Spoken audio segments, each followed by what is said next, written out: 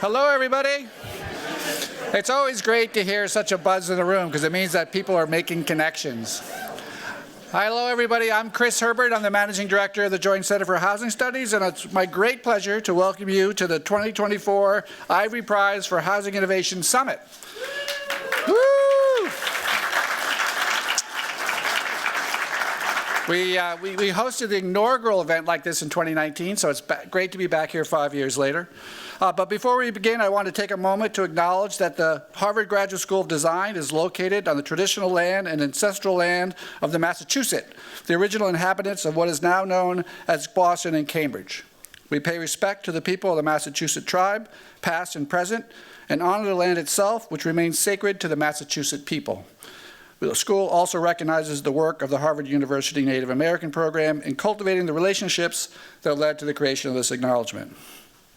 I also want to remind folks that we have live captioning available tonight or this afternoon for our virtual and in-person audience. Those joining virtually can enable captions by clicking the closed captioning icon at the bottom of the live stream window.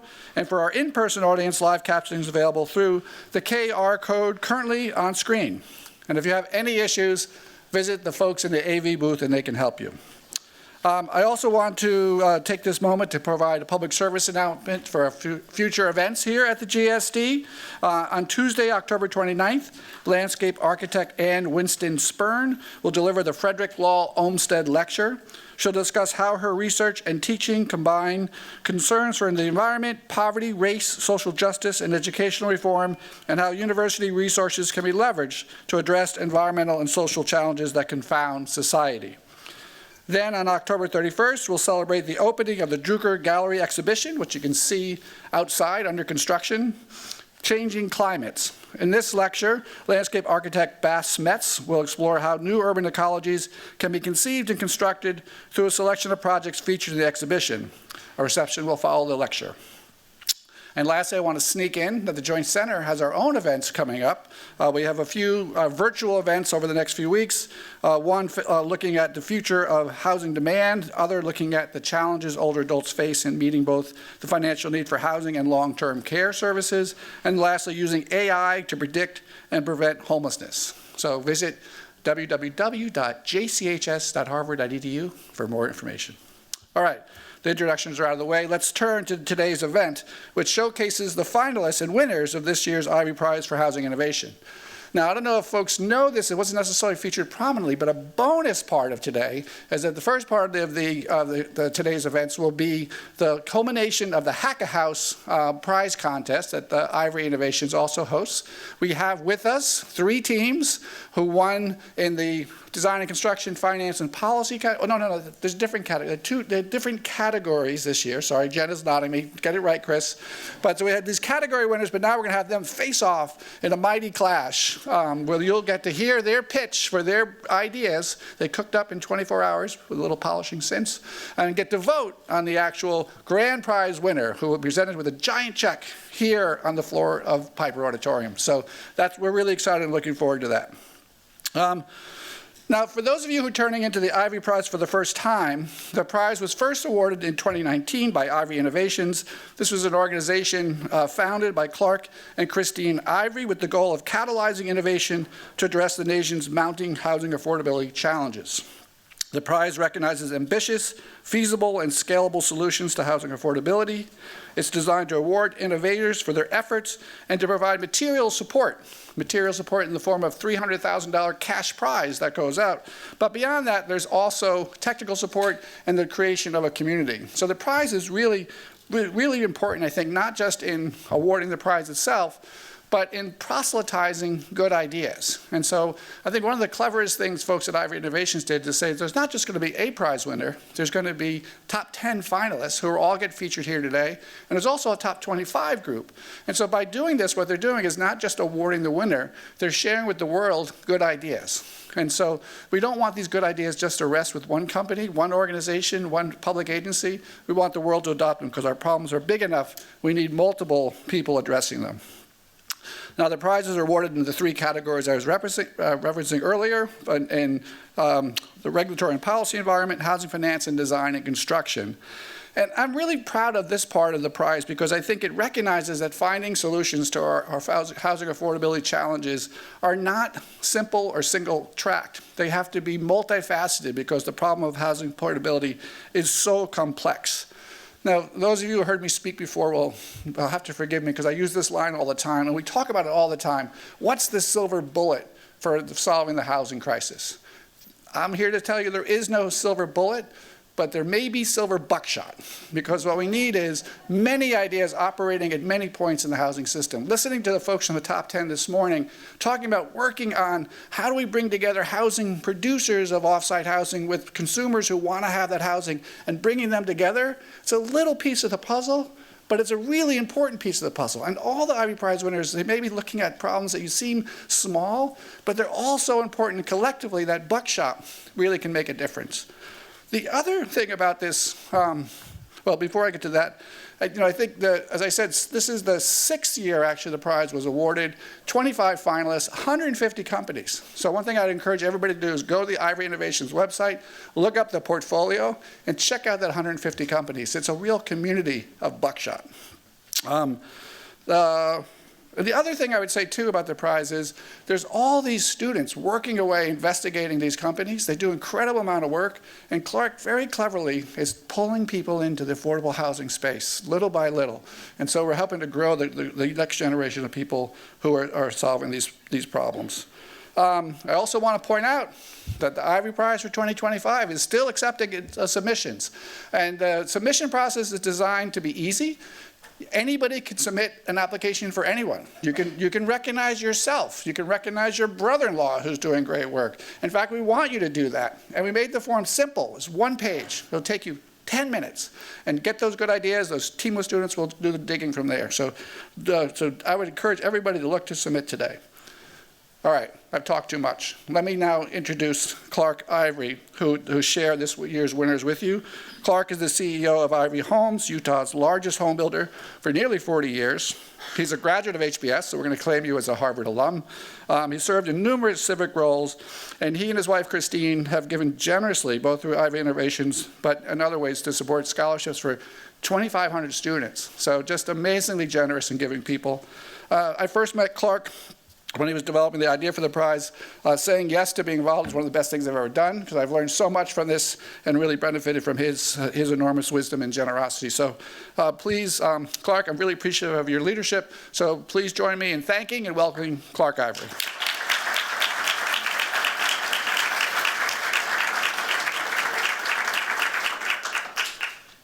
Chris really makes it happen, and we're very grateful to our advisory board.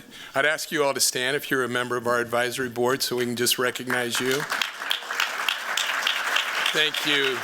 It's an amazing collection. I also want to recognize the contribution of Chris's team at the Joint Centers, as well as the Ivory Innovations team. Let's give them a big hand for everything they've brought together today. You know, I want to recognize our daughter, Abby, who really helped make this happen. She's on maternity leave. She just had a baby, and she's so excited to be watching this via live stream. So let's give Abby a hand.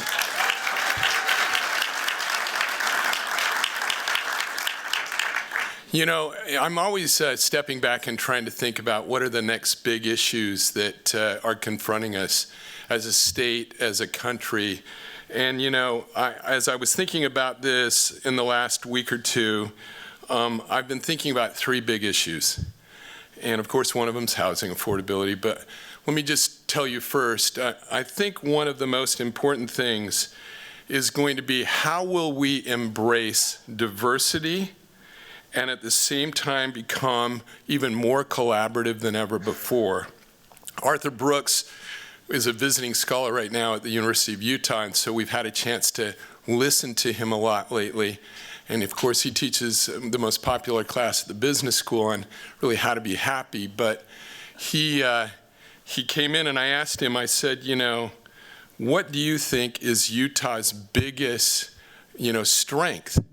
And then at the same time, what do you think is Utah's biggest challenge?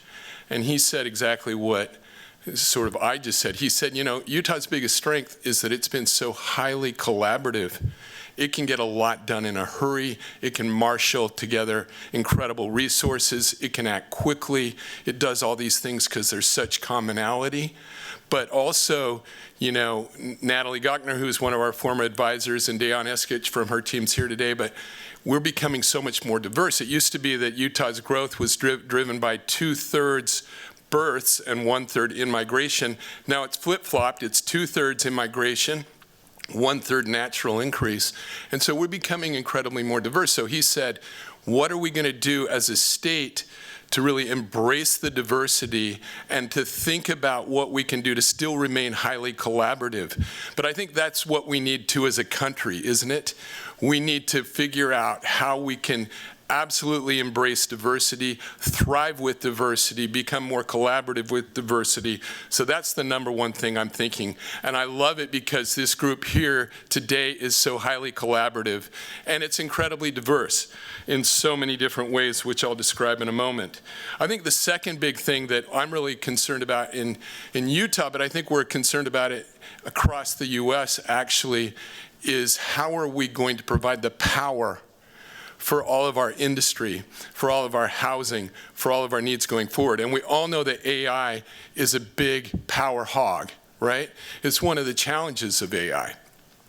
At the same time, we want to progress, we want to do all this. And so we're right now focusing in our state on what are we going to do to take a power grid and infrastructure that is somewhat out of date and work with Berkshire Hathaway, who owns Pacific Corp, and all the others, Enbridge, to figure out how we can have sort of an all-of-the-above philosophy. And that's what Chris was just talking about. You cannot have a singular focus when it comes to solving a problem. When you do, you get out of balance, and then things just don't work. You know, geothermal was the cause in California. I mean, it's been the crusade. But guess what happened? When they had a drought a few years ago, they bought all of Utah's natural gas, and the price per decatherm of natural gas went from $3 to $50. Well, how sustainable is that? And is it cool for California to have to depend on our natural gas because they want to be so green? I mean, it's got to be in balance. Even this morning when Chris and I and David were together talking with 7 fellows that we have, we were asking what's more important, sustainability or affordability? And you know, that's a hard question to answer, isn't it? They're both very important, but we need to think about them in balance. And everything we do will have more success if we do that. So those are 2 of the big things. And of course, the other third thing is housing affordability. And in our state, this has become acute. When we first started talking about this, I think Utah was in the mid-range in terms of median house price. But last year, we were number 8. So I'm not doing a very good job for our state. We aren't doing enough. But we're going to do everything we can. And 7 years ago, like Chris said, we saw this coming. We decided that we were going to do something about it. And after talking to Chris, I went to the Coop. I was highly energized because Kent Colton had introduced us to a lot of experts. And we said, we got to have experts. We got to bring the smartest people that have the greatest experience. They're going to give us incredible insights. And then I went to the Coop and I found this book that had been written by a African-American Norwegian student.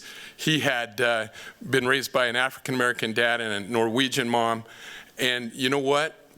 He had tremendous insights on how we needed to look at things differently, and with fresh eyes and with a complete open mind. And as I read through that, I thought to myself, you know what? We can't have just the experts lead this. We got to have the young and up-and-coming generation lead this. And that's when this became totally focused on students and the combination there. So that's how we decided we're going to have a fresh approach at Ivory Innovations. And I think it's paid off enormously. And we're just excited today. Right now, we have student programs that are impacting with Hack House over 60 universities. We're putting a lot of these ideas into practice too. We currently have 1,000 units that are either under construction or in design and planning. So we're trying to learn and implement a lot of the best ideas. We're excited to be here, and we're going to be introducing the winners of the Ivory Prize, the first of its kind innovative solutions for housing affordability. As Chris says, we focus in 3 areas: construction and design, regulatory reform, and finance. And since 2019, we've evaluated thousands of organizations. Here this year, we picked 25 finalists, and we're grateful for them. But we're here to recognize also just a select group of 4 today. I'm excited to now introduce to you the 2024 Ivory Prize winners. Each of our 4 winners is working in an important and distinctive and industry-leading solution for housing innovation and affordability. Let's learn more about each in this video.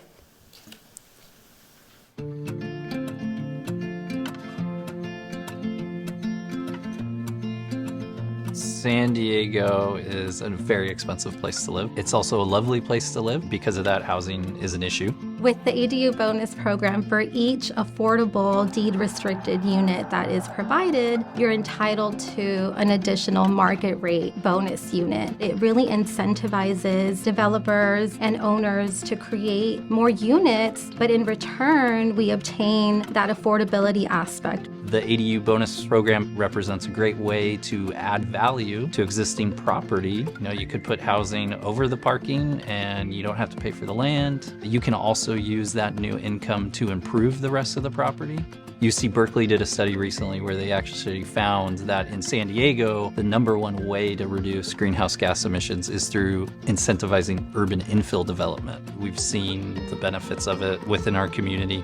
It really comes down to educating the public on the need for the housing, being very clear and transparent on what the regulations are and what the process is. We're a pro-housing city by the state of California, so with that comes, the responsibility to see all avenues for affordable housing.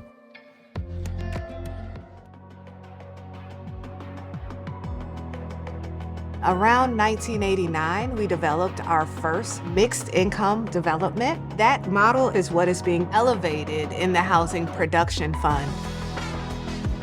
The Housing Production Fund is really designed to be a third channel to deliver production at scale, but also deliver affordable housing along the way. The finance piece is actually pretty simple. It's really accessing municipal funds. Typically, those funds would simply be used as gap financing for low-income housing tax credit deals. The innovation here was, instead of using it as gap financing for low-income housing tax credit deals, use it as a stand-in for private equity in conventional private deals. In the pipeline, we have over 2,400 units. You are sitting in the Laureate. It has 268 units, and we have over 6,000 units that we anticipate creating over the next 20 years. These projects that are built by the private sector are built to the highest standards. I absolutely love my building. I think that is very reasonably priced, and especially the area that I'm in. Affordable housing is a need across this nation, and the more that we can think through creative solutions to accelerate building more, building smarter, the better our families will be, our children will be. This is why we're excited about the attention that it's receiving.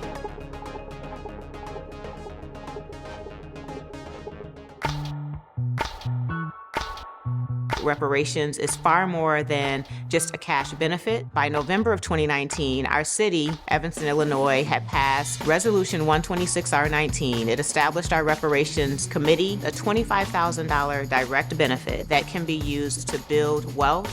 I get to run into families all the time that tell me, I got my check. Also seeing families that chose to give their benefit to their children so their children could buy their first home. I saw that there was an ongoing demand all throughout the nation, and so I launched First Repair. We have been able to work with many other communities that are taking their first step towards repair as well. I think sometimes when we talk about national projects, it gets to be very abstract. But when it's your friends and your relatives and your neighbors, then we have to say, wait a second, how can we possibly tolerate that? It is Black people who, for the first time, are receiving something that they thought they would never receive from any kind of system. When you have communities that begin to have people to see beyond their own silo, you're working toward beloved community. Amen to that.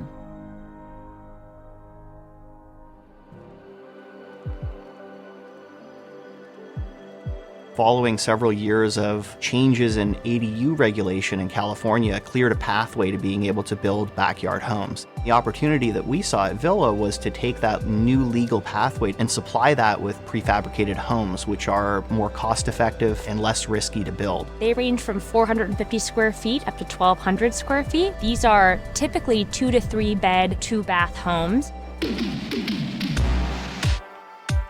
The homes that we build with are what we call HUD approved, which means that they're actually approved at the federal level. This home has already been inspected at the factory, so it's a much more efficient process. What we want to do is build in infill locations, because you're able to fill in parts of the housing market that are fundamentally the locations where people really want to live and work, and they're better for the local community because you're tapping into the existing infrastructure. For a customer who comes to us to build a backyard home, we'll understand the site where they want to build. We will then put the home into production and concurrently start doing site work. Then the homes are attached to the foundation, then go through the final inspection, at which point the customer can then move in. We can build a really good business that can scale very quickly, while also doing good in terms of fulfilling a need in the housing market. And for us, that's a really cool opportunity.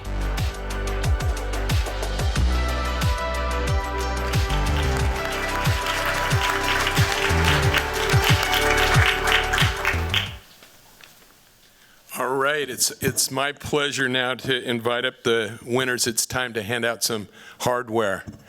It's exciting. Let's first have the Villa team come on up. Let's give them a big hand.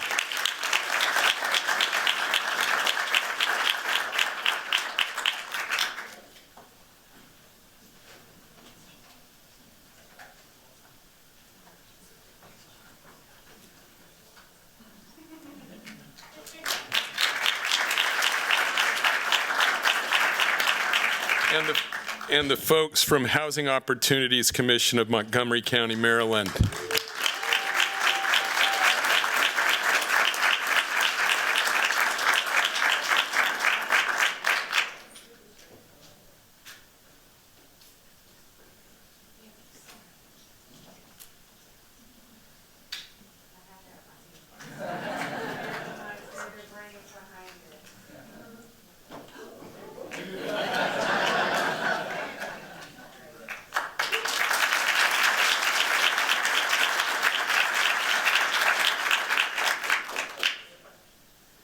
And then, of course, the City of San Diego for their ADU bonus program.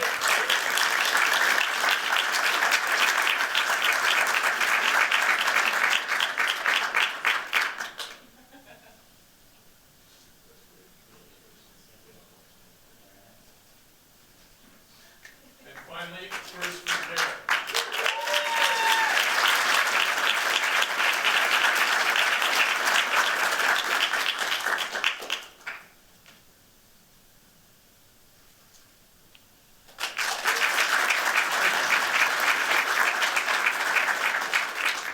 Now it's time for the rising stars. I'm going to pass it on. Is that you, Chad?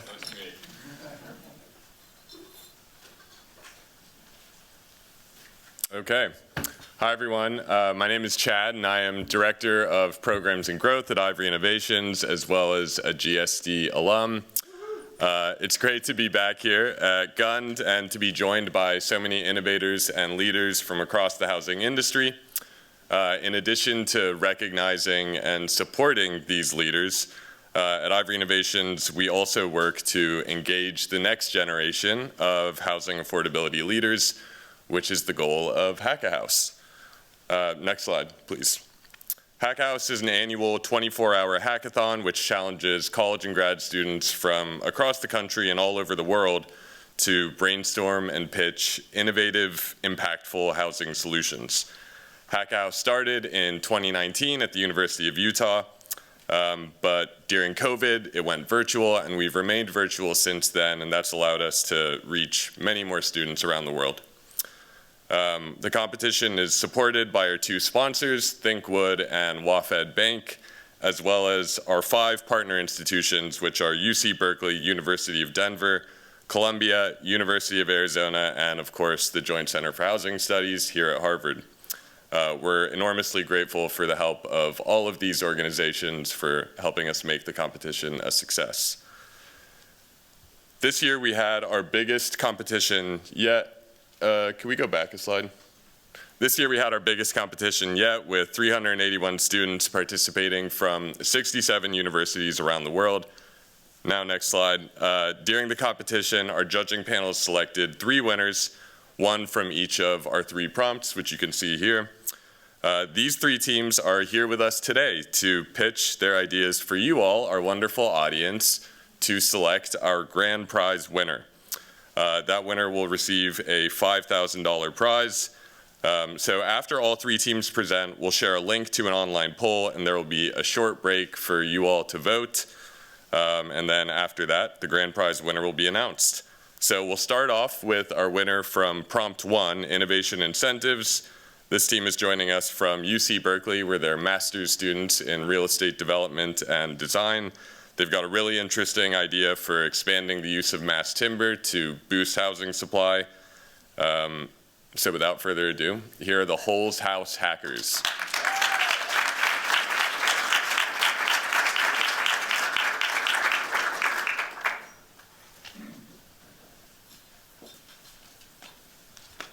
All right. We are the Holz House hackers, and presenting to you MTC, the Mass Timber Cooperative. Let me begin by quickly stating the obvious. Labor productivity in the construction industry has declined over time, while costs have gone through a gun to Holz roof.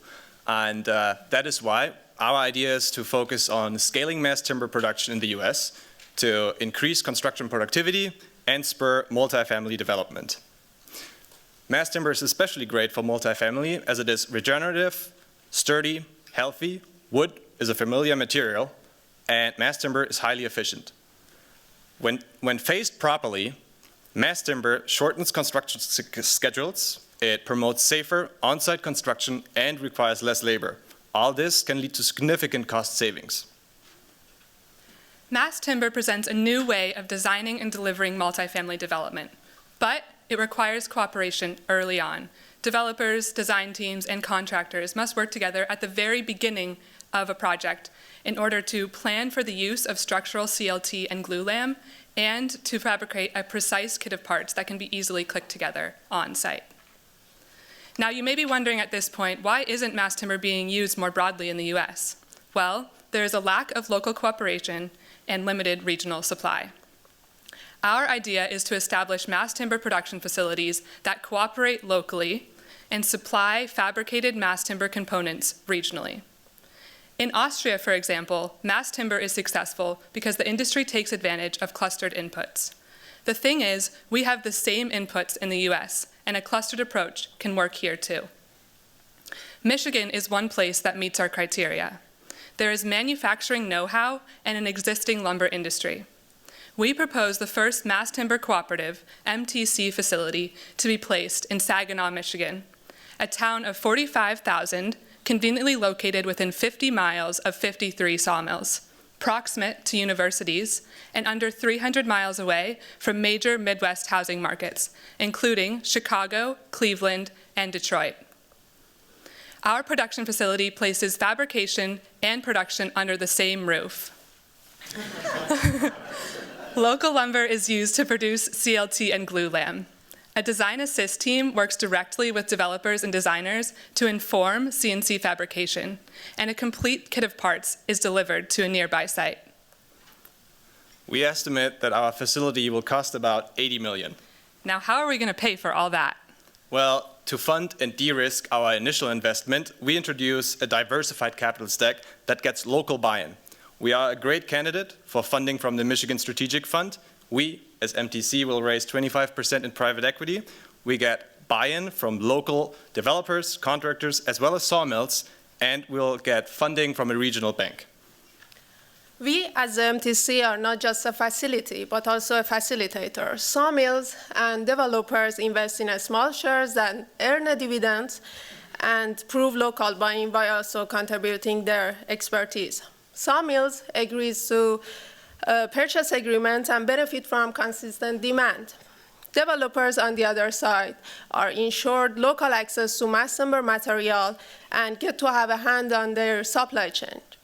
Our cooperative model unlocks the capital to establish a mass timber facility in Michigan and also gets key stakeholders to adopt mass timber together. Now let's talk about our impact. Our MTC facility in Saginaw, Michigan could produce roughly 100,000 cubic meters of mass timber per year, which has the potential to supply 8,500 housing units annually. Our facility and its ecosystem could add approximately 400 jobs in the Lower Peninsula, contribute $68.5 million in GDP to Michigan, and lead to approximately 20% construction cost savings on mass timber projects in the region. In the Great Lakes, there are currently 117 mass timber projects in the pipeline, and we project our MTC facility will meet roughly 4.5% of that future demand. Our clustered cooperative approach can be implemented in other regions across the U.S. that meet our criteria, including here in New England. When there is local cooperation and regional supply, mass timber addresses inefficiencies in construction and builds resilient neighborhoods we are proud to live in. We are Holz House Hackers from UC Berkeley, presenting the Mass Timber Cooperative. Thanks for listening.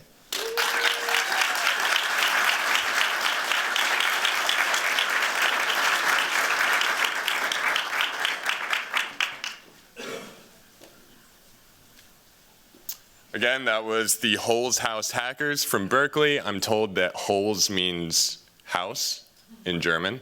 Wood. Okay, it means wood. It means wood in German. That was my second guess.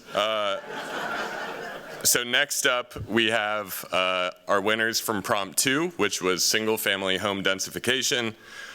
This team is going by the name Property Brothers, and they're a really impressive group of undergraduate students from the University of Utah.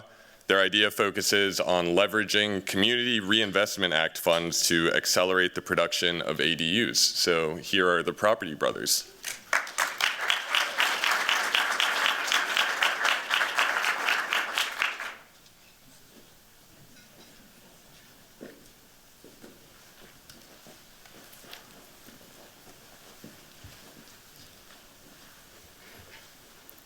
Hi everyone, we are so pleased to be here. This is our Shared Equity ADU initiative. Meet our team, we are the Property Brothers from the University of Utah. So, ADUs are the most effective way to increase single-family housing density. Not only do they increase property values by approximately 35%, but they also provide supplemental monthly rental income to these homeowners. This brings us to our problem. Homeowners and home buyers are lacking the financing for ADUs. A study conducted in 2021 concluded that 90% of ADU permits issued were voided due to too high of construction costs. This is directly preventing single-family housing density. Now, this is what we call the gap. Homeowners are missing the capital for ADU construction as well as the building and facilitation resources necessary for this ADU construction to happen. Now, where are these going to come from? While trying to find out how to fill this gap for financing, we stumbled upon the Community Reinvestment Act, or CRA. This is a federal law encouraging banks to meet the credit needs of all communities, including low to moderate income areas. However, CRA funds tend to be underutilized, but with its national reach, our program is easily scalable to meet the needs of homeowners nationwide. We chose to use CRA funds because they are more accessible to low and middle income borrowers and are already being used in affordable housing projects across the country to improve bank CRA ratings.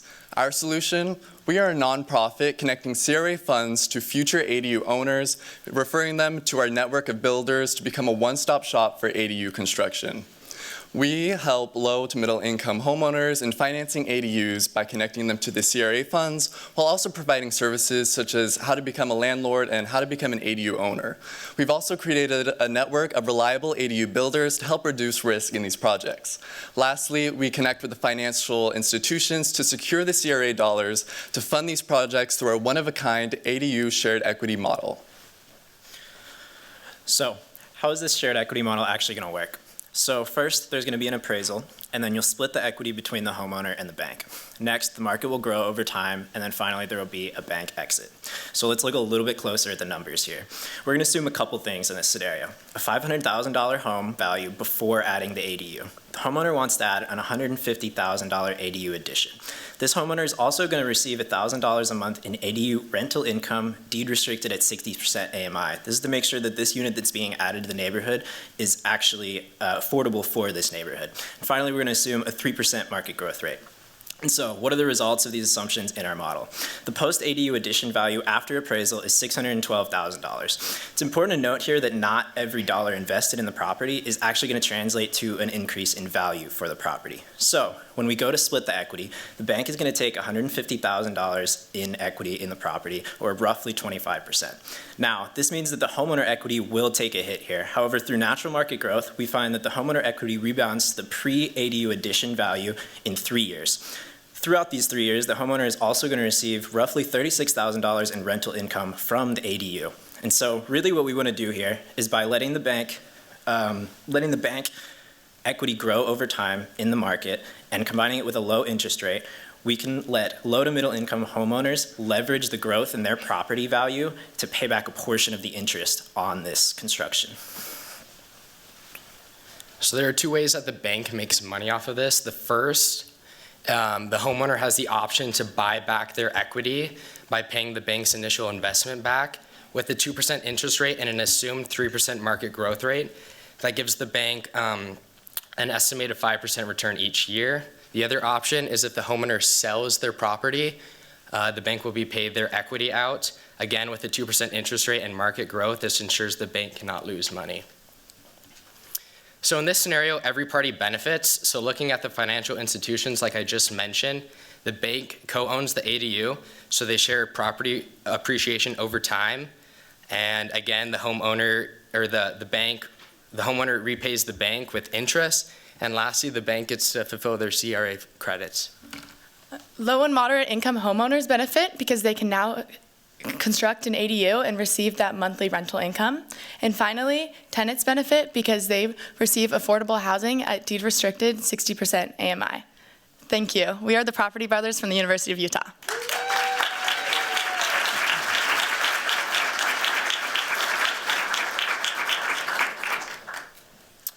Again, that was the Property Brothers. They won the single family home densification prompt during the virtual competition. Our last team today is the Hometown Hackers from MIT. They won the Housing Safety Net prompt with a proposal to leverage the community land trust model in tandem with modular housing to provide permanently affordable homes. Again, after this last team presents, we will open and share a link to a voting form where you all, our audience, will be asked to vote to select the $5,000 grand prize winner. Hometown Hackers, take it away.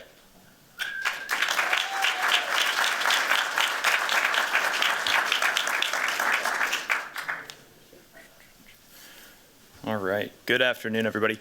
My name is Zach Davidson from the Hometown Hackers team. I'm here with Millen, Franny, and Cherry. I want to give a big shout out to our other teammate, Hannah, who is not able to join us today. We're excited to share our proposal, Leveraging Public Land for Permanent Affordable Homeownership in Lynn, Massachusetts.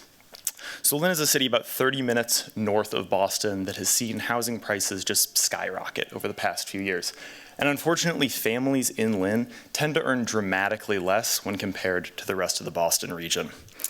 As a result, working class residents struggle to keep up with rising costs. Let's take Marta, for example, a local teacher in Lynn Public Schools who says she can't find an affordable place to live in the city that she serves. We hope we may have a solution for Marta and other working class folks in the Commonwealth. Our proposal transforms vacant public land into life-changing home ownership opportunities for working families earning 60 to 80% area median income. Here's how. First, the city transforms vacant land into a community land trust, putting idle land to work for the community. Then the CLT partners with local developers to build pre-approved modular townhomes on the parcel. These homes slash construction time by 33% and cost by 20%, all while delivering superior energy efficiency. The result? Warm, healthy, and sustainable homes that families can actually afford. When families sell, deed restrictions ensure they build meaningful wealth while keeping the homes affordable for generations. Our model weaves together 4 proven strategies that amplify each other's impact. Streamlined permitting cuts time, public land eliminates cost, modular construction drives efficiency, and deed restrictions lock in affordability. Together, they create a scalable model for permanent affordability without relying on subsidies. Lynn has a robust network of local organizations dedicated to help families stay in their community. Our model brings together hospitals, immigrant coalitions, and mission-aligned lenders who guide families through home buying. These trusted partners ensure families facing the greatest structural barriers, whether it's health, language, or financial constraints, are first to benefit from affordable homeownership. Here's how it works in practice. Take 9 York Street, a city-owned lot in Lynn. Under the shared equity model, 10 townhomes can be built on the lot and listed for sale for households earning between 60 to 80% AMI. Based on our pro forma, which includes soft and hard costs by drawing data from modular home companies, units can be produced at $300,000 per unit without needing to tap into state or federal subsidies, all thanks to the cost and time savings achieved through utilizing public land and pre-approved modular homes. If Marta the teacher were to buy one of our affordable units, she would be able to purchase a $300,000 home for $15,000 down and $1,800 monthly mortgage payments. If Marta sells her home after 10 years, she'll receive $61,500 in equity and an additional $92,400 in appreciation after paying down her mortgage principal. When she sells, the home remains affordable. In Lynn, there are approximately 25 city-owned vacant lots that can be used to build 220 new homes, just like the one that Marta bought.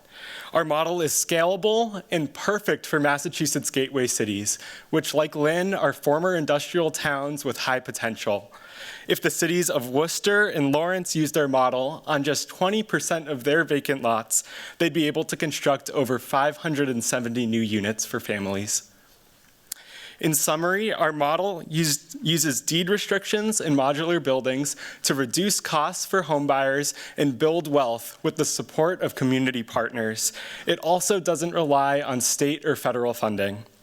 Our model is scalable to other working class communities in high-cost metro areas nationwide to support and help thousands of people just like Marta to maintain and strengthen their roots in their own communities. Thank you so much for your time.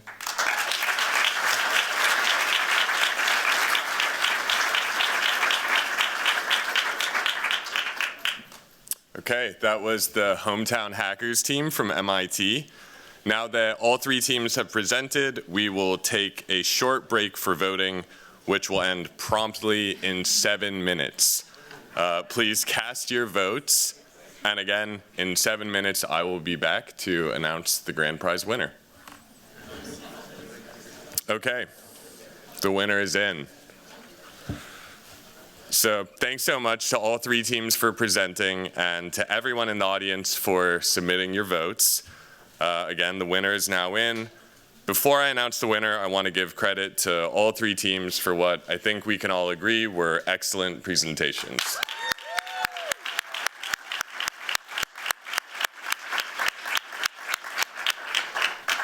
As I mentioned, our goal at Ivory Innovations for Hack-A-House is to engage the next generation of housing innovators and leaders in thinking about novel solutions to challenges that our industry faces.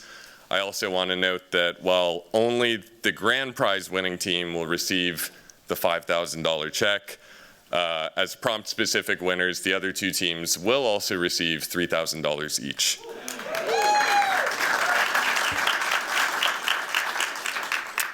Okay, without further ado, our grand prize winner is the Holz House Hackers from Berkeley.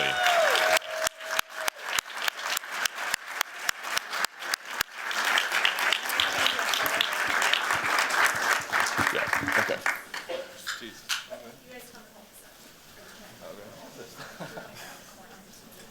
Wow, this is a flimsy check. That's my real signature.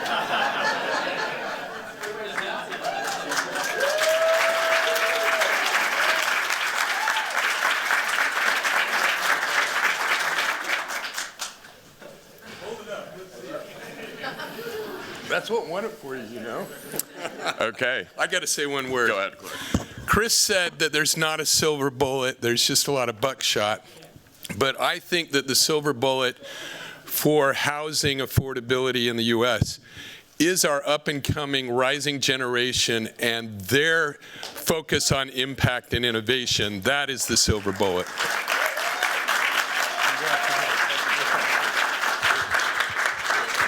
Nice job. Okay, congratulations again to the Holz House Hackers. We will be beginning our first panel of the day in just a few minutes, so please just remain seated. Thanks, everyone.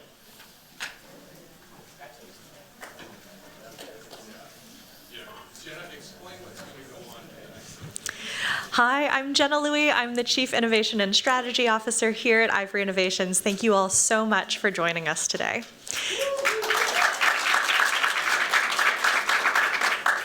It's a hard act to follow the winning team. So I just wanted to give you a quick heads up on what to expect for the next 2 hours or so. What you're seeing being set up are some panel discussions that we will have for the rest of the day. Each of these panels features a moderator as well as one of our top 10, actually 11, finalists this year. Again, as Clark and Chris Herbert mentioned, the Ivory Prize is focused on identifying the most promising and scalable solutions for housing innovation and housing affordability. Each of these panels will feature the finalists from one of our different categories. We're going to begin with the finalists from our our public policy and regulatory reform category. And I'd like to invite on stage Jenny Schutz, our moderator from Arnold Ventures, Chelsea Andrews, President of the Housing Opportunities Commission of Montgomery County, Gary Geiler, Assistant Director, the City of San Diego, and Robin Rue Simmons, Founder and Executive Director of First Repair. So they will be talking about how, while housing is inherently local, making an impact requires action at all levels of government. These innovators are working within their respective cities and counties to discuss the barriers they've faced in getting buy-in for their initiatives, as well as the exciting efforts to come. So, Jenny, I'll turn it over to you.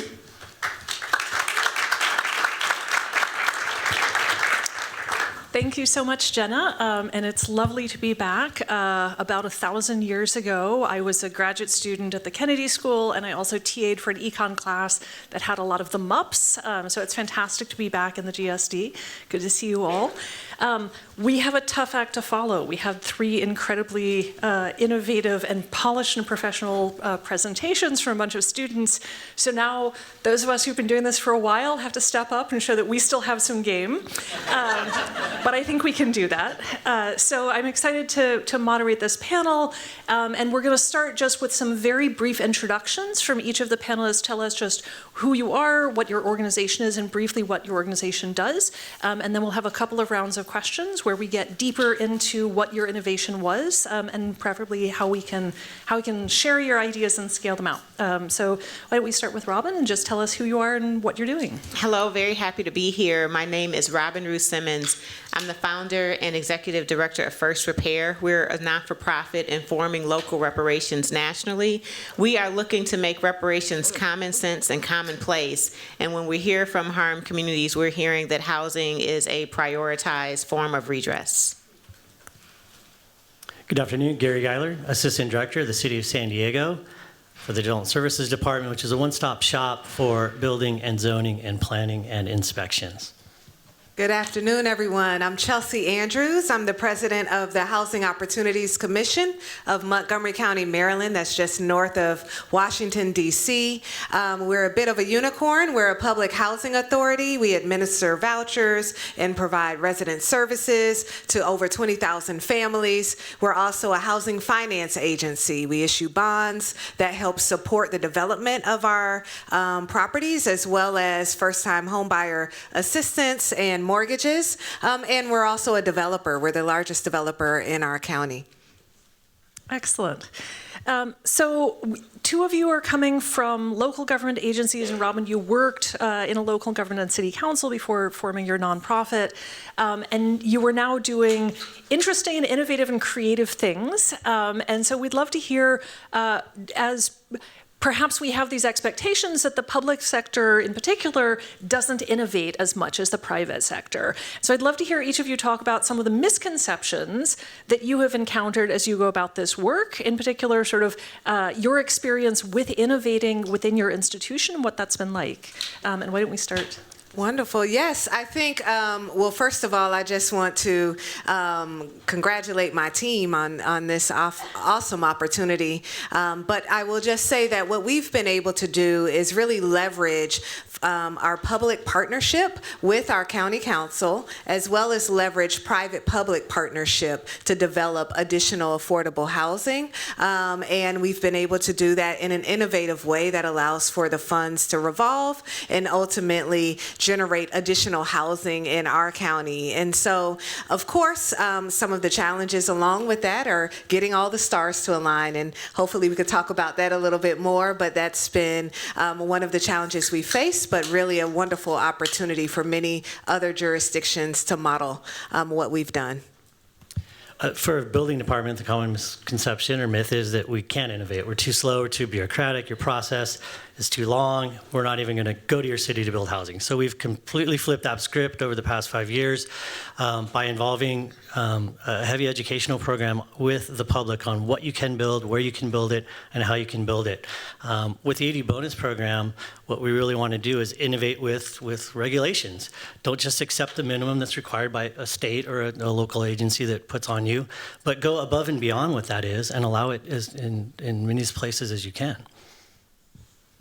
I also want to thank my team at First Repair, but really the people of Evanston, Illinois, that had the audacity to support reparations when it's such a controversial topic in most cases.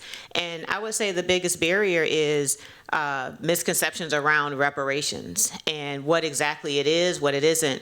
And the way we overcame that and were able to get consensus was public education around what reparations is. It's so much more than a cash benefit or a check. It is healing, it is justice, it is wellness, it is repair that uplifts an entire community. A lot of discussion around the public benefit for reparations, precedents for reparations, models for it, and so on. And so that was our biggest misconception, that it was unattainable, we could not fund it, it was not legally constitutional, and so on. And so we overcame that with robust and ongoing public education.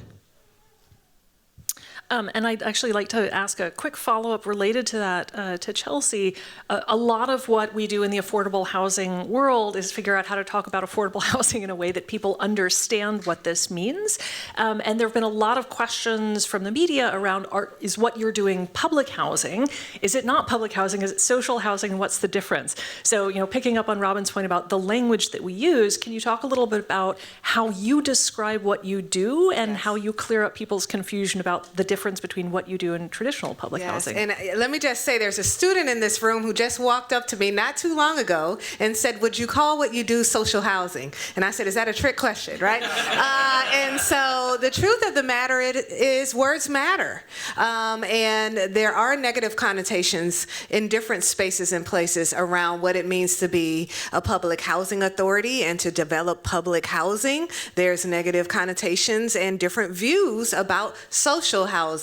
And so we really don't want to typecast our work in one way or another. What we want to just advance is that we're proud of the fact that we develop mixed income, inclusive communities that ultimately have long-term affordability. And so that's how we have communicated about what we do, because different people have their own connotations around different words, and we really don't want to be typecast in any way. And if any other models are trying to follow this, there also can be political consequences to identifying as one or another. So we really just focus in on what the end product is and what the impact is of our work. Yeah, I think it's important. Just call it a home. At the end of the day, that's what it is. Somebody lives there. So, question for all of you. The Ivory Innovations Prize recognizes public agencies, nonprofit agencies, and for-profit companies. And one of the things that we hope is that there are connections that get made across what are often sort of these different mindsets or different funding universes. So I'd love to hear each of you reflect a little bit on what you think would help to foster more either cooperation between public agencies, private sector, nonprofit, or if you want to think about it also different kinds of government agencies, say federal, state, local, or even getting really crazy in different departments within the same city. And Gary, why don't we start with you? I liked what the University of Utah had in their presentation, and it's building that local supply of builders and other things. What I've seen is the ADU space has gotten really crowded, especially in California, and there's all these great ideas and platforms. Really good on selling the idea of an ADU, but carrying through that to how does it actually get built?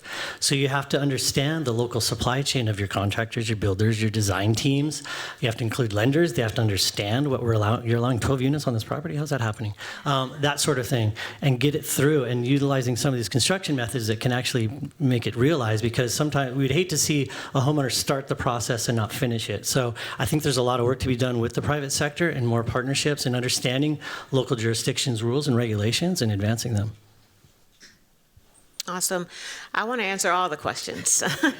But I'll say that when we look at reparations, in the United States, we mostly have talked about federal reparations, H.R. 40 that was introduced in 1989, languished in Congress, and so on. And so there was an early debate around should it be local or should it be national? And I believe it's a false debate. It should be every level of government that harmed communities.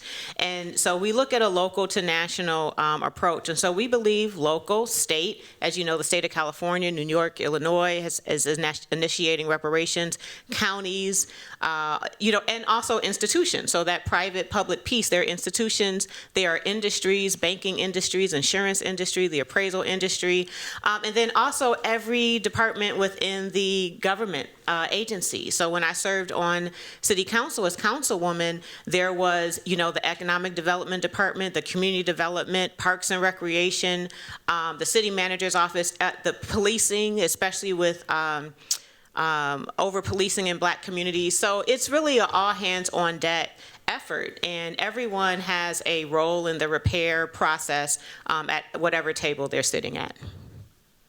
Right. I think what we have realized is that there is really an opportunity for a win-win, where private is having challenges developing and producing additional affordable housing, thinking about that partnership with the public sector in terms of funding that's low cost, that could help continue and make sure the project happens, works, but also from the public sector perspective, having that expertise. We just broke ground on a wonderful project that's going to be the first net zero development in our entire region. We didn't have that in-house skill set and or capacity, but our partners did. And being able to leverage that private-public partnership has ultimately created a win-win for us both. Great. Robin, coming back to you, First Repair has been in existence long enough that you've started to see some of the outcomes, not just the actual transfer of wealth, but what people are doing that. Love to hear a little bit about some of the outcomes and the impacts that you've been seeing from it. Sure, and I'll speak with two different hats. So once I retired from office, I was appointed to chair the Reparations Committee. And in that role, in Evanston specifically, we have dispersed around $6 million of direct benefits to eligible residents in the form of reparations. And we have seen it change the whole spirit and energy of our community. There's been studies already done by Professor Altillery at Northwestern that it's changed not only hearts and minds, but it's changed the sentiments, and it has changed belief and trust in public government. This has been measured. It has it's changed folks' belief in reparations. Once it's in practice, they could see that it's not a penalty or attack against another community, that they see the public benefit. And so it has really given Black folks in the community more voice, more place, more ownership, participating at higher levels, running for office more, being appointed to boards, commissions, and task force at the cities. We have attracted incredible talent because those that are looking at Evanston opportunities see equity, the commitment to repair. So the outcomes and impact is incredible. Eventually, we will be measuring the wealth as well. It's really early to do that, but we can measure $6 million that has gone into the Black community. There's an incredible value add. I don't have enough time to talk about all the ways there's been a value add, but my hat at Evanston at First Repair, we have seen our work inspire a national movement. And so now there are over 100 initiatives of local reparations in big and small cities all across the United States that have begun their process of repair. Great. And for both Gary and for Chelsea, both of you work for local governments currently. Your programs have gotten quite a lot of national media attention, and so you're getting incoming requests from some of your peers, in some cases from state governments who want to know, how can we do this? So give us sort of the insight. How do you think other local governments, or potentially partnering with states, could replicate what you've done? What are sort of some of the key elements and the secret sauce that make it possible that others can follow? I'll start. With ADUs, allow them everywhere within your district. Don't target certain neighborhoods and say, well, let's try it and over here and see if it works. Go big. Just allow them everywhere. That provides certainty. It reduces the amount of conversations and discussions you have to have. Just allow them everywhere. 2, look at the fee structures. Fee waivers or fee reductions are really helpful to start the process for getting people involved in it. I would also look at other agencies within your jurisdiction or within your departments in terms of utilities. Are there any conflicts with them? You don't want somebody to get to the end of the line and say, well, wait, I need this hookup or this other public utility. So that's an issue there. And then I would really work on your public outreach and your education and be ahead of the game on that. And just explain the rules constantly. Participate in public forums, talk to people about what the rules are, what they aren't, and go from there. Right. I think on our end, one of the ways that we were able to start our fund was being able to identify a project that was stalled, and everyone felt as though if there could be resources put towards that project to help it come to fruition, it would benefit us all, especially if we could add in additional affordability. And so finding a spot or place, a property or a development that's not moving forward, a plot of land that everyone can corral around is one way to really get buy-in.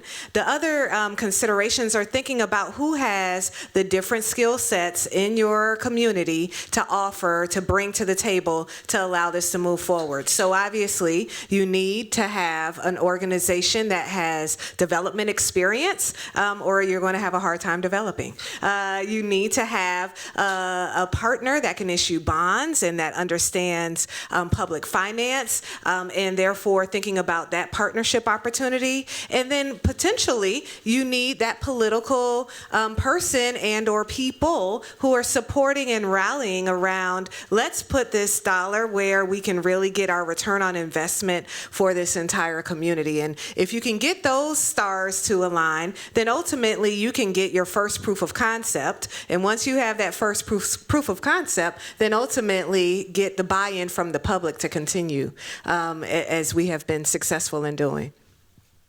So we have 2 people here who are career staff within their public agencies, and Robin, who has been on the elected side.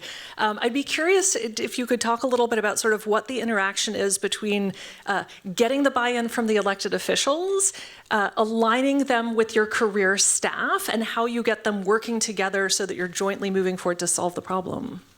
Of course.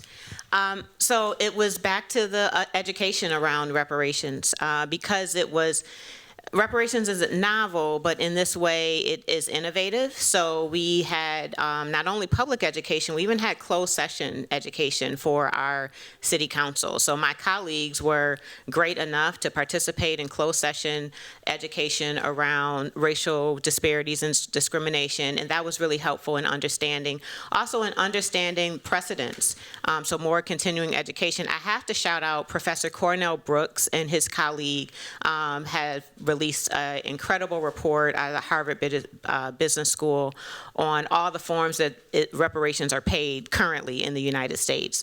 So that was really important. And then also getting the expertise from our senior staff on how do we operationalize it. And if I had to start over again, I would know that our city staff is far more key than really only next to community engagement, because the city staff really implements this. They directly engage with the community through the application process and disbursement process. And there was a lot of learnings around how do we practice repair and a reparative model in every step of this process, even the application process, eliminating process racism, making sure that folks weren't detached from the process because of the digital divide or their trust with government. And so our public library, our community facilities, our community centers, and all of our staff that engage directly with the community were really key in the implementation of our program in Evanston.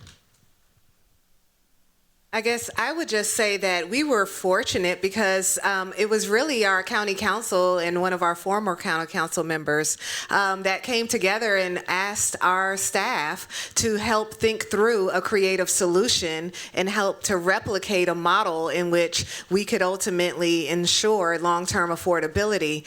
But that only happened because of the prior positive experiences that they've had with Housing Opportunities Commission, meaning there was credibility. And once there's a level of credibility and of course with our staff being able to demonstrate capacity, then there was a joint thought partnership around how can you really advance this. And education is key. I think what you're indicating is so important because there were a lot of discussions around how can we model this, how can we get buy-in not just from the county council and from the county executive, but also from the finance office who has to say, yes, this works, no, this won't impact our general obligation bonds, like having to think through all of the nuances, and our staff contributing significant amount of time towards making sure that there was a level of comfort there. And so that ongoing communication relationship with the different staffers and the different elected official offices was key. We've been lucky to have a very pro-housing city council and a very pro-housing mayor, which was really helpful. So we haven't had that many difficulties in working with them. They've been very helpful in understanding what the rules are and the need for housing. And this is one way to do it, small-scale infill with ADUs. Picking up on that, elected officials don't stay in office forever, and in California in particular, they are term limited. How do you build in a public program so that once you get a turnover, a new mayor, new city councilor, county supervisors, that there's continuing support going forward? In some cases, we've seen, for instance, a mayor will come in and want to have a new signature program, and so they pivot away from the existing ones. How do you build in sort of the infrastructure to make this long-term? We're lucky because we've adopted so many regulations that are above and beyond the state. So at this point, we can't really go below what we've already had. So we're pretty progressive in that way. I think for us, we're lucky too because we were able to quickly subscribe the full 100 million. So we're committed, right? We're all in this together. But then there's a level of public accountability. Once the county said that we'll be a partner here, they want this to be successful. They, not an individual, wants this to see this ultimately be a success because it will ensure additional housing in the county. And that's ultimately you're pushing for the model to be one that could withstand political pressure. Always a concern, right? Especially with reparations. And so one thing I think that will be helpful is the committee structure is set up that it will always be a abundance of community stakeholders on the committee. So 4 community members and 3 legislators, so they have the majority voice. But it has to really come from outside constituencies, outside of government. And so we have established a community organization, the Reparations Stakeholder Authority of Evanston, which can take the work and lead it in perpetuity. It's in partnership with our community foundation that has seeded it, and the fund is endowed. So the fund is coming from our interfaith community. I should really just recognize our interfaith community for being key in the success and sustainability of this initiative. So that independent body is established to continue advocating for this work in perpetuity, because right now it's a 10-year commitment. $20 million has been committed. Of course, we need far more funding and support than that, but that outside agency will be important in holding future councils and mayors accountable to the commitment. So we've been talking a lot about innovation and thinking maybe more about kind of the Leila's organization. What is something that you think your entity could do to spread the culture of innovation, sort of make this a norm among other agencies? What sort of gets people to be really fired up about, I'm going to have a new idea, I'm going to be able to put it in place and make things happen? Well, I think venues and opportunities like this definitely do that. I mean, having the support of the Ivory Prize behind us demonstrates that this is an innovation that is worthy of consideration and potential duplication. I do believe also that whenever there are opportunities for papers to be written and other analysis on how this works, it helps support standing this up across the country. And ultimately, I think all of us and everyone can agree that we need more housing. And so anytime you can think through a solution that can be replicated at a low cost, that can accelerate housing, we should all pause and lean in and say, what is that and how can we potentially do that? And so we want to spread the word. We want to help our peers across the nation think similar to us in terms of how you can really leverage these resources. I totally agree. A national platform like this is the greatest thing that could happen, because I get calls and emails all the time about how do you do it in San Diego? How do you do ADUs? How do you do housing in general? How do you do your permit process? So these kinds of discussions are very helpful in that regard. I agree with my colleagues on the panel. The Ivory Prize, thank you for just giving us the space. The video in itself has been a key tool for us. The documentary on the organization, we use it all the time. Now, community advocacy groups are using that video at their city council meetings to get support and kind of articulate what is happening here. Also have to lift up the academy. So colleges and universities have been a very important partner for us where we haven't had the capacity. We had, for example, we were a capstone project at the Harvard Kennedy School last year. We have other universities that partner with us to provide research and other support, even with our events and thought partnerships and so on have been very important. And then we're just working to make it common sense and commonplace. Again, education has been the key in sharing other precedents. There are other communities, there are other incidents that have received reparations, but it has been very difficult to attain it for the Black community. So the Academy has been very helpful in spreading the message. Yeah, could you expand on that a little bit and tell us maybe how the capstone project came about? Did they reach out to you? Did you reach out to them? What's sort of the easiest way for you to get involved with either student groups or faculty so that you can support each other's work? Specifically, thanks for the question, because I totally forgot. Actually, I was invited to speak at the IOP here, has their seminars, and I was invited to speak there, and it was Mayor Kim was the fellow's name. Anyway, long story short, she introduced me to some folks on campus, and I met Professor Brooks there, and so that's how that relationship had established. But I'll say that it has been the students that have reached out. Even our work really was established with the help of a Northwestern intern that I went to speak on campus. And if you just go speak to the students, like, they show up. They show up for us. And any opportunity that I have to be on a college campus, whether it's a student group or a college professor that wants to provide support, it's happened. So I would say if you're not getting the invitation, then just invite yourself to the campuses and let them know what's going on, because students have been incredible. And that young lady that really was at the foundation of the work for the city of Evanston, she heard me on a college campus, and she somehow negotiated with who's ever in charge that she could have an internship and that they pay her to work for this initiative, and it worked out great. And I don't know how she did it. So you all have all those answers. But I will tell you that the students have been incredible, and faculty. One of our key partners is actually a collaboration between Howard Law School and Columbia University. It's called the African American Redress Network, and they partner with us in all of our strategy sessions and even our symposium that's forthcoming. Out of that has birthed now a reparations bar association that's been funded by the Robert Wood Johnson's Foundation. So the Academy in general has been like an incredible partner to the reparations movement. And shout out to Harvard for its initial $100 million commitment to reparations.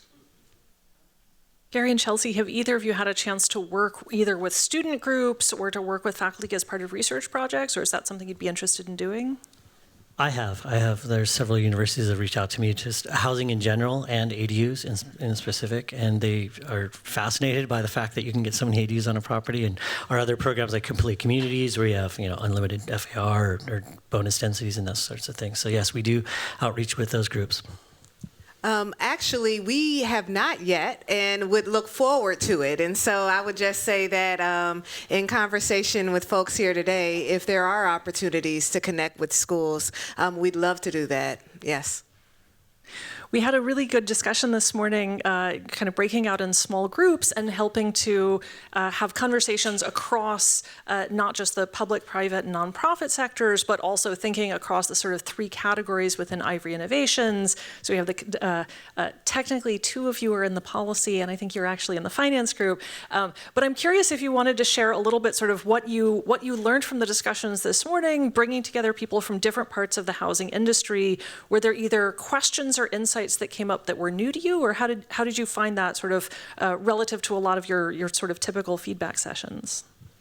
I'll jump in and say that I think that the thoughtfulness that went into the structure for Ivory that allows for finance policy as well as construction to be in the same room was really brilliant, because ultimately we can operate in silos, and we're all trying to address the same situation, right? And so having an opportunity to sit across from a peer who's thinking through home ownership opportunities or thinking about creative solutions and other spectrums of the work that we do is really wonderful, and being able to be a thought partner, because what Ivory did is really bring us together to say, hey, let me share with you a little bit one of our challenges, and we were ultimately able to leverage our experience and think through partnerships and opportunities that I think is very valuable. So the model and the concept, I believe, is one that should be replicated in many other spaces.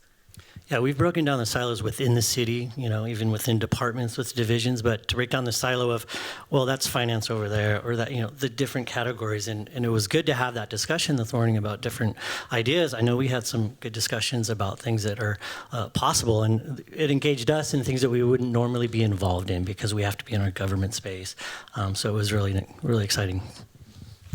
It was exciting for me as well. I left with marching orders, with new contacts, with things to investigate further, and to know that our work all intersects. And so it's not that reparations or housing can't be done without addressing income and policing and so on. And the same thing with reparations. So I was able to get thought about, financing and, tax credit, as well as recommendations for improved narrative change work and so on, as well as other partners that could support the work. So it's important that we don't work in silos, that we don't think that any of us are the expert. That's how I work. I believe that, none of us is as smart as all of us. And so I really encourage collaboration every opportunity that I get. So thank you for that. So we think about housing as providing a lot of important benefits for people who live in it. It's a place for us to live.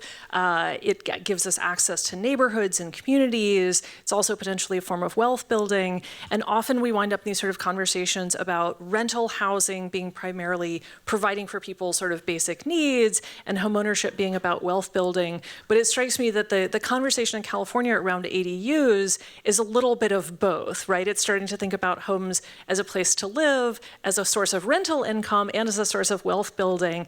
And I'm curious sort of what the households that you've engaged, what are some of the motivations? Like how many people are building ADUs thinking about this as current income or as more space, or sort of what are some of the motivations that people are telling you? It's across the board. It initially was from a parent that says, hey, my child can't live anywhere else, but I want him in the house, so I want to build a unit. Or I have an aging parent in place, or I can't afford long-term care. I'm going to build a unit. I'm going to have them live with me to be close with me. Those types of conversations. There are the homeowners that maybe they bought an old house and they're going to build a new ADU and move into that and rent out the main house. So that's an opportunity to stay in the neighborhood. And then there's the small scale infill ones, which bring in additional units for rental with the deed restricted affordable units. And Robin, the reparations, the idea of getting sort of a lump sum is also an investment in kind of future-looking wealth building. What's your sense in sort of the range of interest in moving beyond sort of housing focus and thinking about small businesses, thinking about education? What are sort of the interrelationships between those? Thank you for the question. And so our housing initiative is a first step. We're looking at comprehensive redress, and it will take a comprehensive approach to get to repair in the Black community and therefore the entire community. So next we have economic development initiatives for reparations and education. So our resolution in 2019 named housing, economic development, and education initiatives. And so we just have to get to that area of redress. It's been a lot to just operationalize even the housing. We really underestimated how much work is involved in establishing criteria for eligibility, establishing legal frameworks, and so on. And so now we have more academic partners as well that are helping us advance in the area of economic development and education, and that's forthcoming in 2025. But in addition to that, there's even more. So not just what the city of Evanston can do and is responsible to do, but also our healthcare systems in town. Northwestern University is there. Various industries that are in town as well. Our public school system as well. And our public school system has stepped up in a real way with returning a school to a historically Black neighborhood. But it will take even more than what the city of Evanston can do. Chelsea, tying it into some of the other Ivory finalists that we had here today. So we heard this morning from Compass Working Capital, which works to increase utilization of the Family Self-Sufficiency Program, so a way for low-income households in subsidized housing to start building some savings, to set aside some funding. I'm curious whether you've thought about the tenants who are moving into the subsidized units, how they can start building savings. You don't want to tell them they're moving in temporarily and going to move out, but is this a way for them to think about sort of building more liquid savings and having more options down the road? I'm glad you are asking this question, because one of the things that we've been thinking about, and I was just having a conversation about, was the fact that while there are federal programs like the Family Self-Sufficiency Program and other programs that are federally funded, we have to think through what will be the financing source to provide the resident services needed in this new model.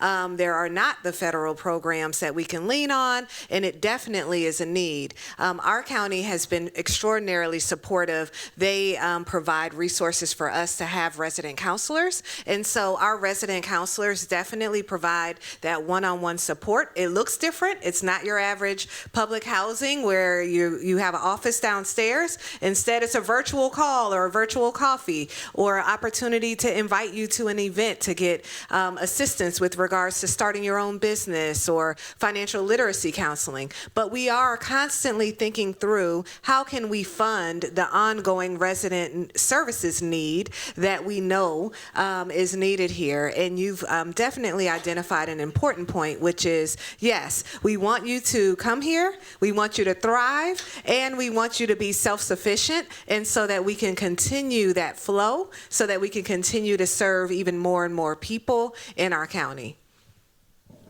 So love to take this opportunity to think about kind of a wish list of things. Pretend that you are talking to people who control funding streams, either from the federal government or from state governments or potentially from the philanthropic sector. If there was one sort of additional chunk of money or change in regulations or like something that would make your job easier and make you able to do what you're doing better, what would that be? And from who? Well, One thing only?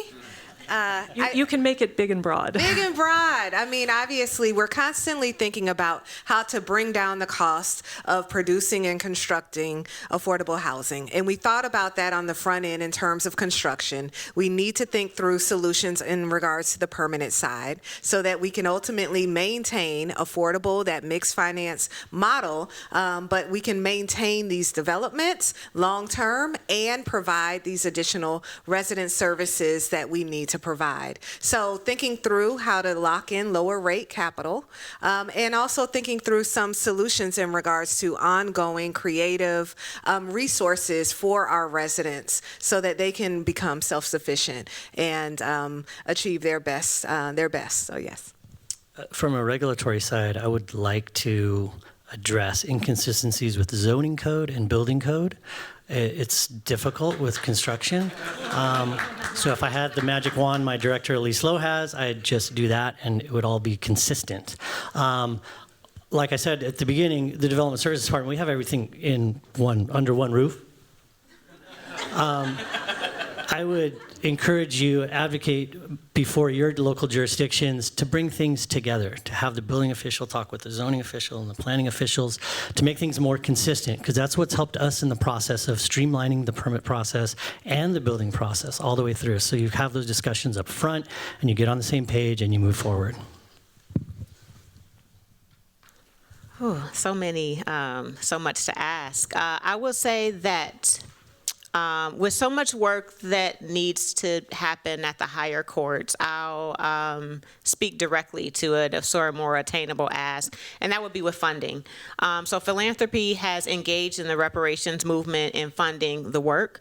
I would challenge philanthropy to begin to set aside a fund to fund redress as well, so that it is also repairing communities and maybe endowing that work. I would also really just ask that philanthropy does not retreat from racial equity, racial justice, reparations work because of the intimidation that these efforts have received recently with lawsuits and policy recommendations. They've been anti-reparations recommendations both for the House, the assemblies in Tennessee and Florida, and then there have been lawsuits really, the Fearless Fund, City of Evanston has a lawsuit and so on. And so my ask would be that philanthropy does not retreat, but it really doubles down and continues in trust-based sort of philanthropy giving so that these advocacy groups and educational and technical assistance agencies can continue to fight for racial redress and also begin to fund repair as well. I mean, it's such a difficult moment. At the moment, we're seeing Supreme Court decisions pushing back on affirmative action and universities thinking about creative ways to help people who have been historically disadvantaged. And so I would imagine that reparations may be facing some of the same questions and figuring out a way to argue for not just reparations based on sort of observable criteria, but sort of making the argument that this is a broader economic interest and a broader good that we're serving. So I think maybe a fitting question to ask to end this session, we have a bunch of students here, which is fantastic. We've heard this consistent theme that we are hoping to draw more people into the housing world, the affordable housing world, the policy space. So thinking about all of the students who are here and who are watching online, what kind of advice would you give students who are looking at going into this field? What kinds of skills and knowledge do you recommend that they get? How do they get their foot in the door? What would you give them to, be successful in this field and wind up where you all are? I would just say do not be closed-minded in terms of what you can gain in working for a public housing authority, a housing finance agency. You might think that it's just housing, and actually there are so many other elements. There's a HR division, there's a procurement division, there's a real estate division, there's a policy division. We need attorneys, and everyone doesn't have to come in with a whole lot of experience in housing, just wanting to have an opportunity to use your skills to make an impact, to advance a positive mission in your community, that you can find that space in a public agency, and you can find a place where there's innovation and where ultimately everyone is looking forward to you joining, so that you could bring that fresh look, that fresh perspective to how we deliver our services. So that's one of the areas that I think, unfortunately, when people hear Public Housing Authority, they think, I need to know housing. No, actually, you can be in just about any field and contribute to this agency in a meaningful way.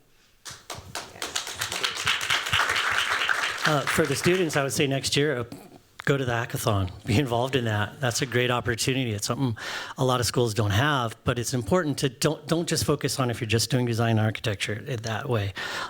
Look at the other things that are involved in that, the regulatory environment, the planning side and the building side, but the finance side. There's so many different components about housing, and there is no silver bullet. You're absolutely correct. There's that buckshot everywhere. In this room, we all have ideas, and if we get together in these kinds of ways, then we're all better for it. I would encourage them to go into public sector and be at the city or local government or federal government, because that is where we're now seeing more innovation happen because of these ideas that we're all fostering. And last year I was a resident fellow at the University of Chicago's IOP, and I had office hours, and this came up in the office hours all the time. I care about racial justice and just some confusion about what should I do as far as a career path. And I believe anywhere you go, you can go with a reparative values, you can go with justice values, and you don't have to steer and try to retrofit whatever your vision and values is into a career. You can take it with you wherever you go. So wherever you're drawn to, whatever's the highest and best, most fulfilled version of your career path and life position, just take it with justice, and we'll all be better for it. Everybody doesn't need to be a legislator, and so that's what I found all the time. Should I run for Congress? No, you could still be an educator, or, so that's what I would say. I think that's a fantastic note to end on. Thanks to all of our panelists. Thank you.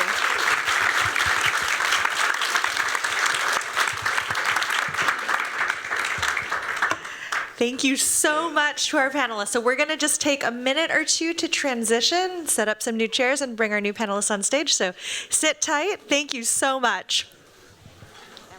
Hi, everyone. This is Jenna. I'm calling us back. If you are here with us in person, please go ahead and take your seat one more time. If you're online, grab a drink, grab some water, get really cozy in front of your computer ahead of our next panel. And so just a quick reminder to those of us who are here in person to go ahead and take your seats as we get started for our next panel.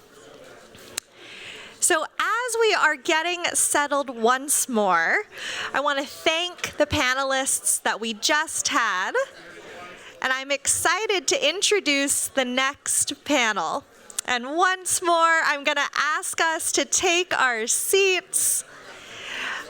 I would love the Ivory Innovations team to help me make that happen.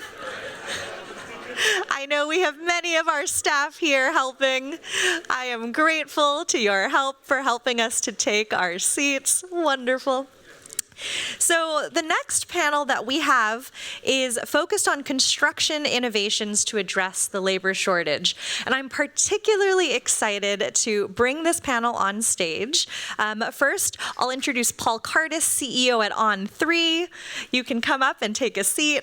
Chad Bowker, CEO at Capsule Manufacturing. Kevin Albert, founder and CEO at Canvas. And Sean Roberts, who you saw earlier, CEO at Villa Homes.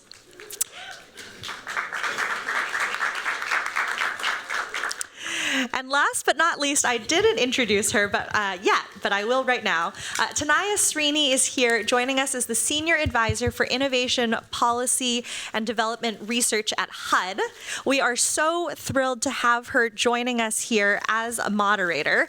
A lot of Tanaya's work focuses on the role of the federal government, and particularly HUD, in thinking about innovation. And as we just heard from our last panel, sometimes you think of government and you don't immediately think innovation. That's great. You know, they're doing new things all the time, but really they are. And so Tanaya, we'll let you take it away. Thank you. Thank you, Jenna. Thanks everyone for being here. I can't claim that I went to GSD. I went to the school down the road, but it's always nice to be. It's always nice to be in this beautiful auditorium. Okay, so. First off, you know, all of these companies are a bit, you know, they're niche, they're a little complex, so I want to make sure that we're all grounded in understanding of what each of these companies do. So I'll have you each introduce yourself, your company. Feel free to go a little bit beyond the elevator pitch, not too much, but we really want to understand what it is that you're up to. We'll start with you. Sure. I'm Sean Roberts, the CEO of Villa. I also didn't go to the GSD. I went to the school across the river at the business school. I probably wasn't smart enough to get into the GSD. At Villa, you can think of us as an off-site home building platform. So what we do is we orchestrate essentially the demand aggregation and fulfillment parts of off-site home building. We don't operate our own factories. Rather, we partner with a network of third-party factory manufacturers that build homes that we design, that we then deploy into different, primarily infill applications. And the way that our model is set up is such that we can be very capital light, highly scalable, highly geographically flexible by being kind of everything but the factory. So we act as sales and marketing, general contracting, project management, design, tons of different elements of the value chain that we orchestrate or self-perform, and then we work with the third-party manufacturers to actually build homes to our designs. And we'll probably get into this a little bit later, but a lot of the homes that we build are actually HUD code manufactured homes.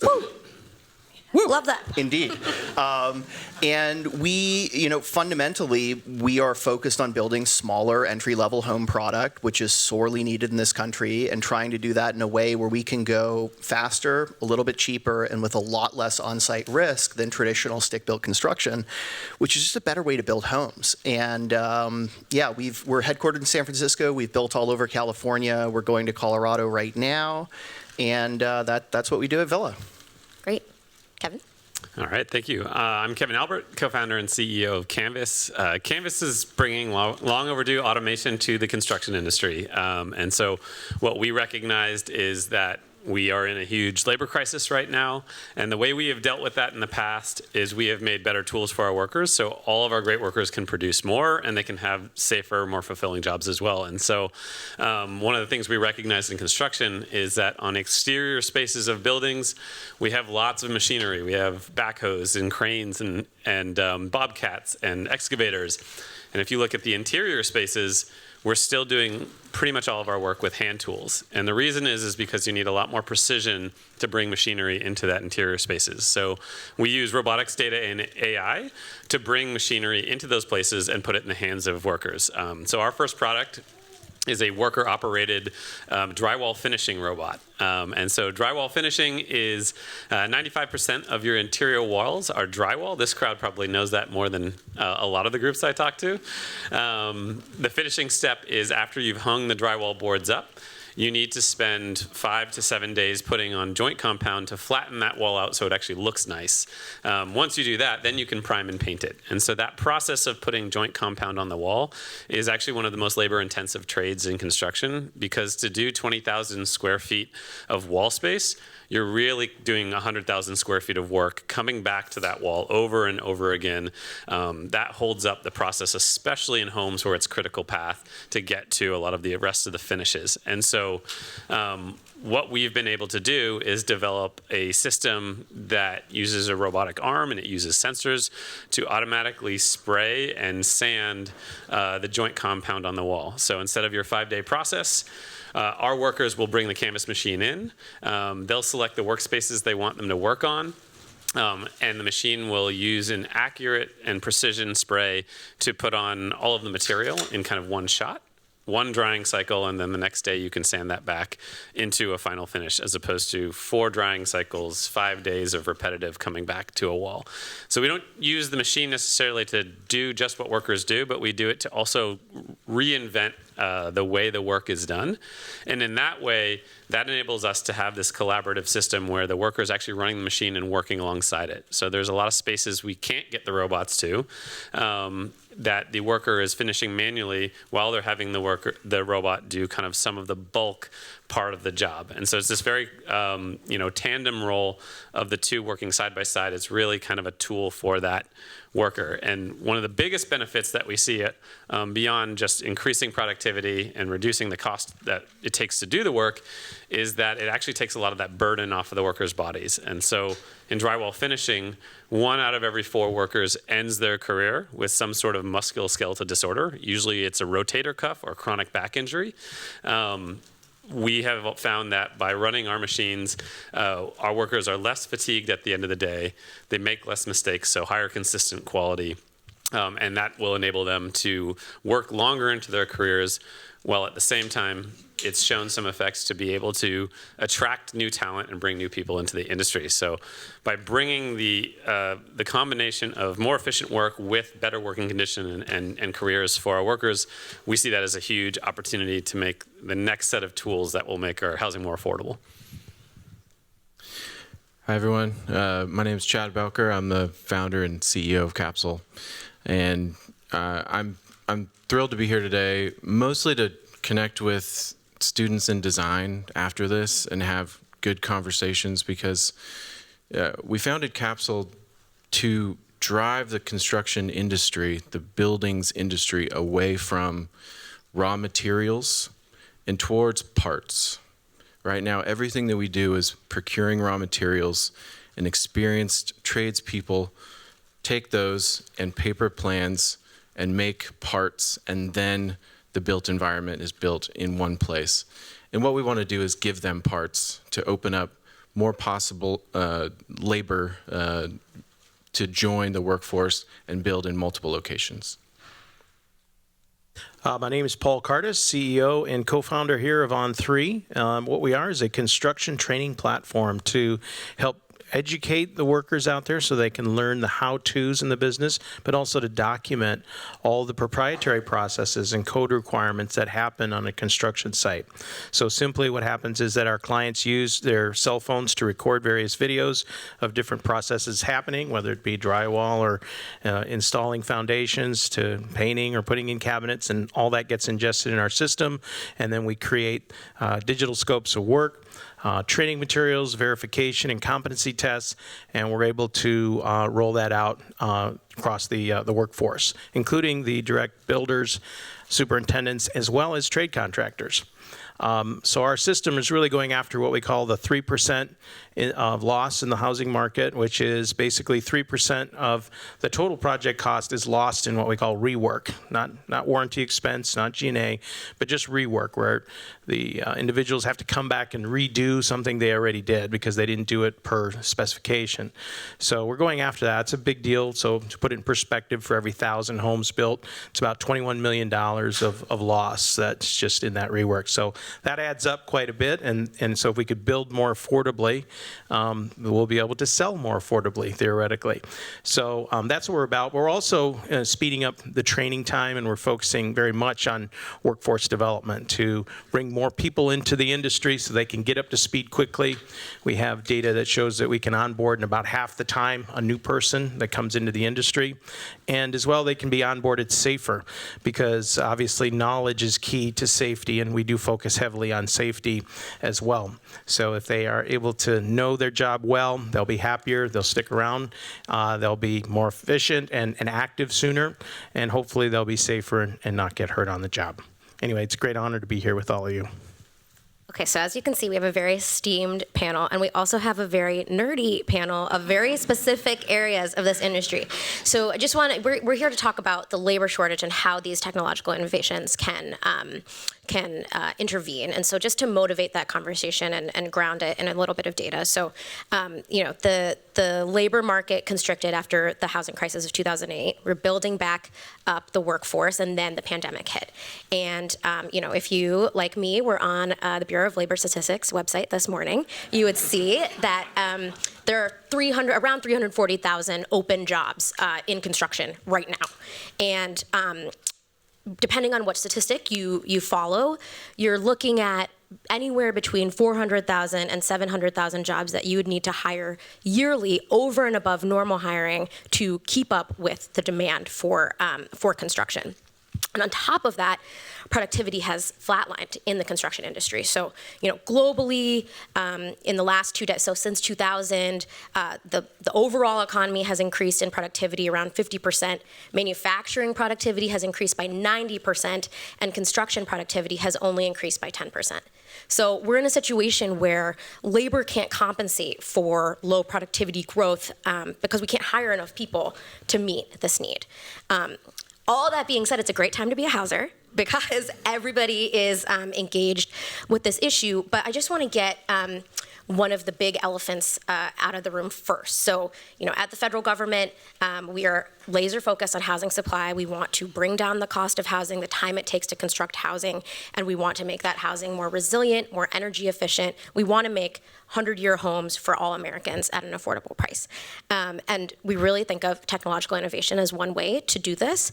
And at the same time, people, when I go around the country talking to folks, maybe not this room, but in some rooms, people get a little scared when you talk about robots taking jobs. This is, a classic narrative. So I just want to give each of you a moment to grapple with that tension. How are you, maybe it's just a narrative tension, but how do you talk to people about the opportunity that technology presents to create good quality green jobs and really boost housing supply at the same time? And we'll just go down the line once more.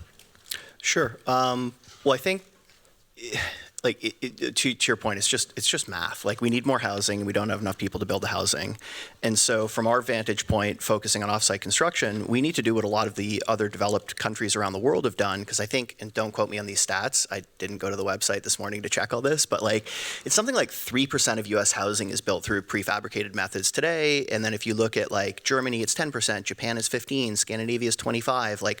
We're behind a lot of other parts of the world with respect to the penetration of offsite construction in the United States.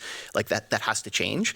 And so the nature of our construction workforce is going to have to change from a lot of very disparate field-based construction professionals to increasingly more people in factory environments as offsite construction takes a greater and greater share of the production of housing in this country. The nature of those jobs is a little bit different. The skill level required is a little bit different. The speed to train those people is a little bit different and faster. And there's going to be a bit of a shift in how that looks, and we kind of have to do it as a country. And from my perspective, I don't think that anyone in the construction industry needs to be too worried about robotics or automation taking their jobs away, because there's not enough people. There's going to be plenty of jobs to go around, and the quality of those jobs likely gets better, and it's physically better for those workers, as we heard earlier. So I don't know, the next decade or two is going to be pretty interesting.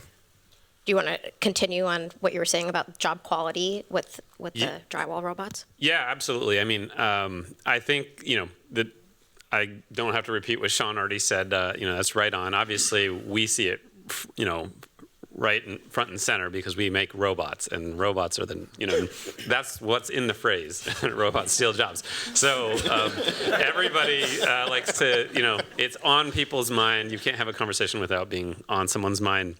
So I'll go back to actually the beginning of our company to tell a story, which I think really for me was part of the journey in realizing that it was time to do something like this. So we started thinking about, we are actually in aircraft finishing to start. So we're doing robotic aircraft finishing with the US government under DARPA contracts. And we started thinking about where that problem repeats itself in the world. And in construction, it kept repeating itself over and over. And so we really started to focus on construction. And we said, well, who should we go to talk to learn about this? And so one of the first people we decided to talk to is we wanted to go sit down with the union and see how they felt about it. And they told us this story about how important it was to bring new tools and to empower their workers to have the best tools, have the best skilled, have the safest jobs. And that's not the history in our country, so we were all scared of it. We actually, when we went to meet them, we said, hey, let's find a neutral location. We're not going to tell you where our office is. And we sat down, we had coffee, and they told us this story about, how the union, had fought technologies in the past, and they had fought the roller because the roller steals jobs from the paintbrush, right? That was before there were robots, but that was the new technology. And then when the paint sprayer came out, they had actually resisted that as well. And each time they did that, Non-union workers picked up those tools, outproduced the union, and union lost huge amounts of market share. And then as the unions adopted those tools, they were able to start to grow that market share back. And so this time around, they told us, look, we recognize that the future of labor, and it always has been in this country since the Industrial Revolution, is our workers have the best jobs using the best tools. We have the best. If we can have the best training in the world, that means we can be the greatest producers, and the economic value will drive that we can build more. And so when we sat down with the union and we said, hey, that's an amazing, optimistic outlook on the future. We want to be a big part of that. We want to make the tools for the next generation of workers. And so that's actually, before we even talked to a customer, was kind of one of the things that got us inspired to start this company.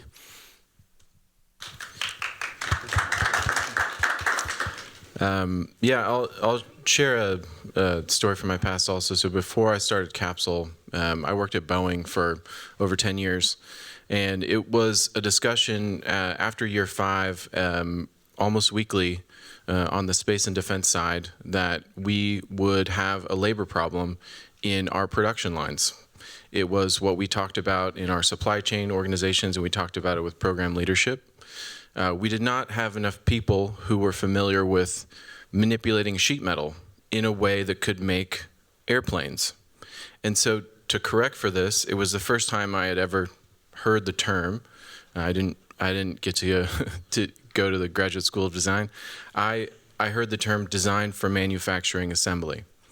And you're familiar with it in different ways. If you know IKEA furniture, you understand it. It is designing a part to have the information needed to assemble it. So what that means in aircraft manufacturing is, instead of sheet metal showing up in 4x8 sheets, it will show up as a part with holes in it. That's about it.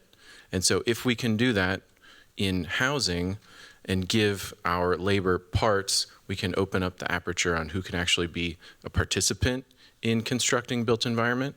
And I'm excited about any automation that happens. Everything that comes into an assembly line from our production facility starts on a machine. And so even though we're not branding these robots as taking jobs, they're actually opening jobs. I completely understand the branding issue. I mean, I think it's even sometimes self-fulfilling. I know that one of the framing machines, it's branded as a zero labor line from the factory that sells it.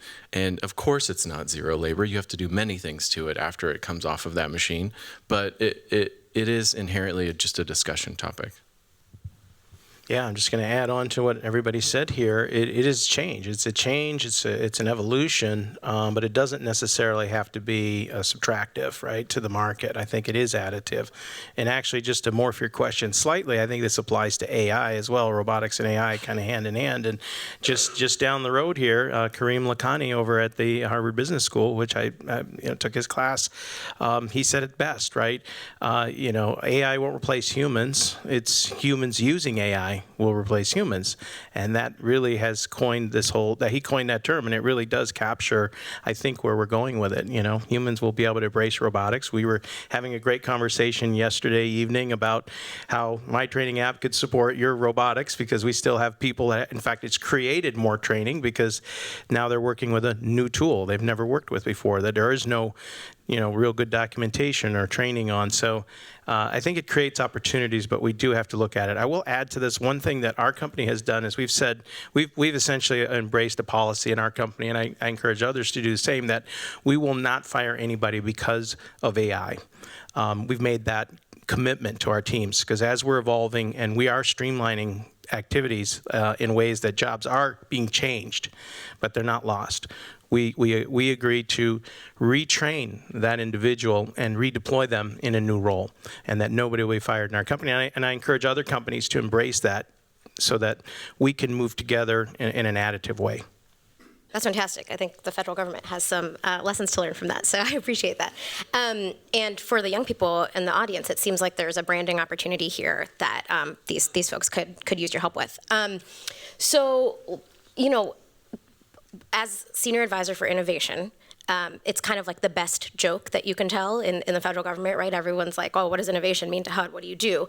And, you know, I think the two things that we can do best are policy changes or setting up partnerships. So I want to ask each of you, what is the, you know, what is, I guess, frame it as, you know, your biggest impediment to scale, and how could either a policy change or a partnership, whether it's with the trades or developers or the government, how could that help you unlock greater scale? That's a really big question. The main thing that I would point to is, I think we've seen with the federal HUD building code for manufactured homes, the standardization of that building code across the whole country, which has allowed that particular way of building to be very standardized and very efficient in terms of factories building to that same code all across the country. We don't have the same thing for volumetric modular construction, and and there are efforts underway in a couple states that have adopted codes that could be rolled out nationally, but I think having a similar national standard building code for volumetric modular construction would be very, very helpful to go on top of or kind of beside the federal HUD code for manufactured homes. And that level of standardization that we could have across from state to state, county to county, across the whole country, where you can know that if you build a box in one place, you can deploy it in another place. That type of standardization has worked really well for HUD code homes, and it should work really well for volumetric modular. We just need to get that code in place across the whole country, or at least in the parts of the country where we want to actually be deploying that type of housing. I think that would be a very big step forward. You and I both, we agree on that. For us, it's really more on the partnership side. We specifically, at least for the current trade that we're doing, as we start to address other trades, I think code will become a big part of what we do. But we chose finishing because it is outside of code, and so we don't have to deal with that right now. It's all Smart. aesthetic. Yeah. For us, you know, I already mentioned kind of the union once. That's one of the big partnerships, training, and I'm going to not spend too long because I know there's going to be probably more conversation, but partnerships around training. You know, one of the biggest things looking at scale is about adoption, is about, you know, meeting the workforce where they are and bringing them these new skills, and really basically helping to give them kind of like an upskilled sense and proficiency with the new tools for the future. So we have a partnership with the union where they're actually training folks on our machine. We're looking at working with trade schools and things like that, partnering with technology providers. But the other place, as we start to look at it, it does start to touch kind of like code and materials. And one of the things we look to do is we've designed all of our materials around people building houses, only people, and their constrained set of, the way they work. Where as we start bringing the machines that can do things more accurately or slightly differently that they're now running, that opens up new types of materials, new types of processes you can do. And those are very slow to get into it because of the risk of a new material not working well. But, for example, in drywall finishing, drying is one of the biggest problems. But if a new material comes along that dries in an hour, you suddenly can now chop off days off of your schedule for every wall you want to do. It's probably going to take, 4 or 5 years to get that approved to go out there. And so that slowness not only reduces the speed of innovation, which is something that's going to be a big deal for us, but it also reduces investment because your return on investment are looking at longer cycles to do those things. And so that's probably the area I would focus on most for kind of what we do as far as kind of regulatory types of things. Regulatory is a big part of it. For us, I'll say immediately our partnerships are most important with that entity at the top of the organization for building whatever the new built environment would be. In housing, that's going to be called a developer. We do things now in healthcare, and you could call that company, that corporation that's building with a much more programmatic view of I'm going to renovate 10 hospitals a year for the next 5 years, and I know that using these building components will allow me to do that with a certain cadence and for a known cost. But in residential, being a more speculative environment where each project is looked at sometimes as an LLC on its own, right? A multifamily will often open a corporation just to operate and protect itself. Well, that isolation in a legal sense, we ask the developer to take a more programmatic view and ask the design team that they onboard in architecture and engineering to use components. And so our first important partnerships are always with the developer. For us, it's about workforce development. We'd really like to partner more with organizations that are looking to make an impact there. We think that our approach is very scalable. Everybody's on their cell phone, so imagine anyone anywhere on planet Earth could learn construction right on their mobile device. I mean that's what we're offering. So we need to expand our reach to workforce development as well as the trade schools. We've had a little bit of resistance, honestly, from that side of it. I guess they see us a little bit as a threat. So, but we're really not. We're just trying to digitally empower and enable what they're doing. But we've had some difficulty there. But those would be our biggest challenges when it comes to partnerships. Thanks. That's actually really helpful. And I know there's some other feds in the room. I'm sure they were taking notes. I want to make sure that the audience really understands the intervention you're making and how it translates into housing affordability, which is what we're all after here. So maybe starting with Paul on retention. Can you talk about On3? You talked about the speed with which you can onboard folks, but can you talk about how you're keeping workers in the industry and how that makes a dent in housing costs? Absolutely. So our platform is more than just your standard learning management training platform. It's actually a reference tool. So they can ask On3 basically. We've actually patented or trademarked, our Hey On3 in the AI space because they can actually ask On3 questions now. And so it becomes a support tool during the day.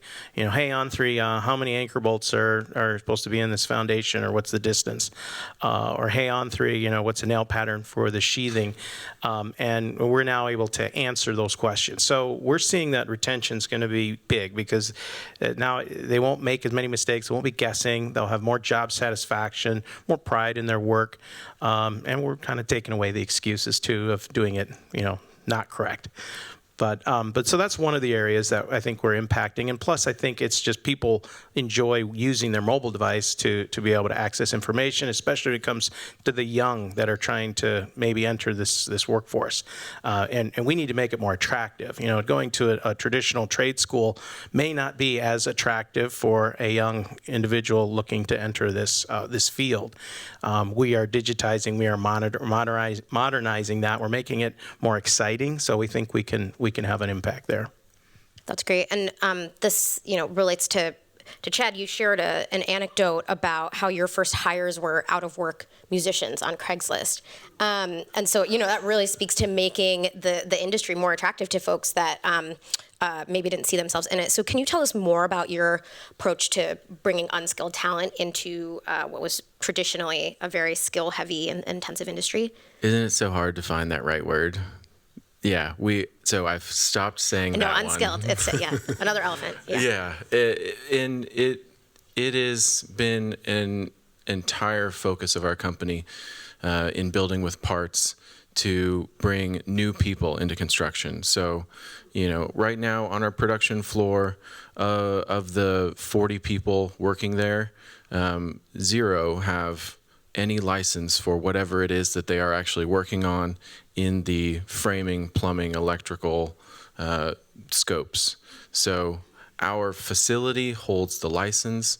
Our design team is taking things through component approval at the state level and through other states.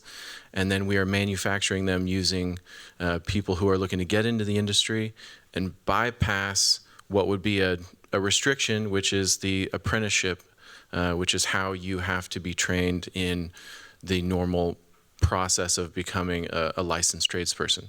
So we are completely additive in labor, in our view. Kevin, you can you talk to us about how the Canvas robot really changes staffing considerations for a drywall subcontractor and how that relates to the affordability of housing? Yeah, I mean, in general, how it changes staffing considerations is they can draw from a larger pool. That's pretty much it. So from kind of the get-go, we've always trained seasoned tapers, workers in the field to operate the systems. What we've been able to show is that we've been able to train up folks fairly quickly. Instead of 4-year apprenticeships, we can get them going at good production in 3 months to 6 months, but all of those skills are still essential. And so we've kind of opened the aperture of who can do these jobs and how accessible it is to do those jobs. So that's predominantly really the only change that we've made. As it affects affordability, it's really a numbers game at some point with us. The way we affect affordability is generally productivity and quality. If we are going to increase wages by 20% over the next 4 years, that's going to happen. It's written in some contracts already. And that's great, because we should pay our people good money for doing hard work. And if you can make them 2x more productive but raise their wages 25%, you're making the building process more affordable. And Sean, I would be remiss if I didn't let you go a little bit long on offsite construction and how it really benefits the unit economics for building homes in comparison to traditional stick-built construction. Yeah, I mean, there's a whole lot of benefits to it, which, again, it depends on what you're building, but fundamentally, if you're building in an offsite environment, you're taking a lot of the uncertainty and idiosyncrasies that can be apparent on a site-built construction job, which is like you're bringing a bunch of materials in, you're bringing a bunch of labor in, you need to schedule all the different aspects of foundation to framing to MEP, and everything needs to run on a very well-orchestrated schedule.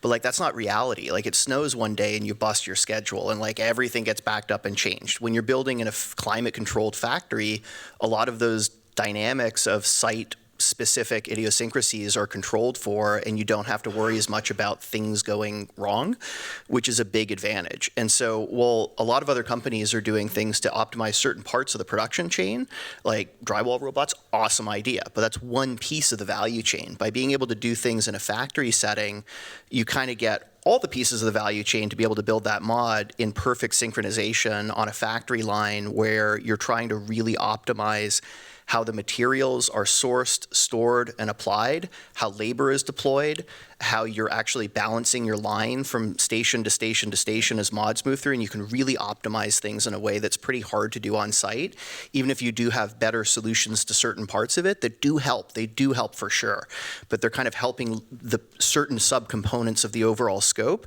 But when you're doing things in a volumetric modular setting, you're able to really bend that curve down, which we find pretty helpful. And that's in the process of just building the mod. Then when you think about actually deploying it on site, your ability to go through on site really quickly is very different, because rather than putting all the parts together in the field and in the mud and in the snow, you're bringing in the completed mod, which allows you to go very quickly to actually install and connect that and have it inspected and occupancy ready with fewer things that can go wrong along the way. And I mean, a lot of the benefits of offsite construction are really intuitive, and we're pretty good at it as a country. Like we've been building manufactured homes for decades. And we used to build a whole lot more of them. Like if you look in the 70s, we were building like 350 to 400,000 manufactured home units a year. And now we do like 100,000, and there's a big stigma on it, and it's not good. We should be doing a whole lot more of it, and the nature of the product needs to change, and that's a whole other conversation. But like offsite construction is really the only way to actually bend the cost curve down and keep up with the nature of just the demographic demand of housing over the next decade in this country. It's the only way out. I know my ModX friends are just grinning from ear to ear, so thank you for that. And to all of you, look forward to a federal action plan on how the government can actually help to really jumpstart this industry. Okay, another fun statistic on the Bureau of Labor Statistics is about diversity in the construction force. So as we think about the future of the labor force, right now, women make up about 10%, maybe it's 11% right now, and it's hovered between 10 and 11 for the past several years of the construction workforce. I'd love to touch on how you're thinking about bringing in more women, more people of color, more differently abled people into the industry, and how your company can start to move that forward. And we'll start at the end again, Paul. All right. So in our community, Madison, Wisconsin, we were blessed with, there's a Madison person in the crowd. All right, go Badgers. All right. But there, we started a workforce development center called the McKenzie Workforce Center. In fact, it was great. John McKenzie, builder developer, contributed his funds to build this workforce center. Actually, they raised over $30 million for this workforce center in partnership with the Boys and Girls Club. And so we are essentially helping folks of all races to enter the workforce, to get the proper training. And we're working with them now to, they've done some amazing work doing the on-site stuff, and now we're in conversation about now taking the next step of digitizing. So this would be great because then we can really expand the reach. We wouldn't take away the center, we would just supplement it by creating on-ramps to get people excited about construction. They could go on their mobile device, they could learn maybe a trade or two, or at least the basics of it, and then they could go to the school and finish up. But we see a real opportunity there to use technology to accelerate who we have in this business. That's amazing. Boys and Girls Club. Shout out. Okay, great. Chad? At our company, most of what we're doing in our recruiting is focused on messaging towards women. And we have women in our design. We have women leading our design teams. But very much a focus for our production floor is speaking to women about what the industry is, the training that we provide, and the stability that the production floor would give someone that would be different than traditional construction. And so it is a major focus for us. Kevin? Yeah, for us, it's about leveling the playing field. One of the attributes of most of our trade work out there is that it goes through the body. We do it off of pain. It's very hard work. It takes a lot of strength, and at the end of the day, it's a painful job. And one of the things that you can do is by taking it off the body and being able to have it's you controlling a machine to do the work now, that really kind of levels that playing field and doesn't make it kind of all about the physical burden you put on yourself to get the work done. It makes it much more about the skills that you have, the knowledge that you have, and also the creative thinking you have to do to plan and optimize how your work gets done. And so that creates opportunity across the board for, I think people who haven't been as well represented in the industry. Certainly, we've seen women workers be some of our best performers on the machine. We had actually trained up a warehouse manager who was not a drywall finisher by trade, and she started outperforming the crews. So that was a great success story for that customer. But also, the machine brings the ability to do things remotely, or operate it. Basically, if you're disabled and you want to operate a machine, that's fine, because the interface can work just fine for you. And so there's an opportunity for folks who literally probably couldn't do this job at all in the past to be able to get into the trades. Yeah, like we're kind of a weird construction company in some ways. And I mean this in a really good way. Like our leadership team is predominantly women. Our operations team, I think, is about half women, if not majority women at this point. And we have had like no kind of formal program or effort to make that the case. It's just been hiring the best people. And so it's kind of organic in our culture that we're looking for people that are really passionate about what we're doing and very aligned with our cultural values as a company and just really excited to take on the housing industry and make change. And it's actually resulted in a really diverse team. just sort of organically, and I couldn't be more proud of or delighted by that. And hopefully we can continue that as we scale. But our mentality in a lot of ways is hire people. We have very few people from traditional home building backgrounds in our company. We have a lot of people that have come in from other completely unrelated or adjacent industries that bring a skill set that's additive to the overall fabric of the company. And by putting all those really smart brains together, regardless of who the people are, if they're really good at what they do, like, it just creates a more interesting fabric of people to take on this challenge that looks a little different than a lot of the other companies in the space, which we like. I love it. You're beating the statistic but naturally. Okay, so to close, we have some of the future movers and shakers of the housing industry in the room, and for many of them, you all are the role models. You're founders that are really making this happen. So just want to ask you for one piece of advice, a class to take, a person to seek out, anything that you'd recommend to our Hack a House folks and the people online. And let's start with Kevin. Why not? Let's go random. Yeah. You go first. All right. So my advice is going to be just kind of from fundamental lessons I've learned from doing this.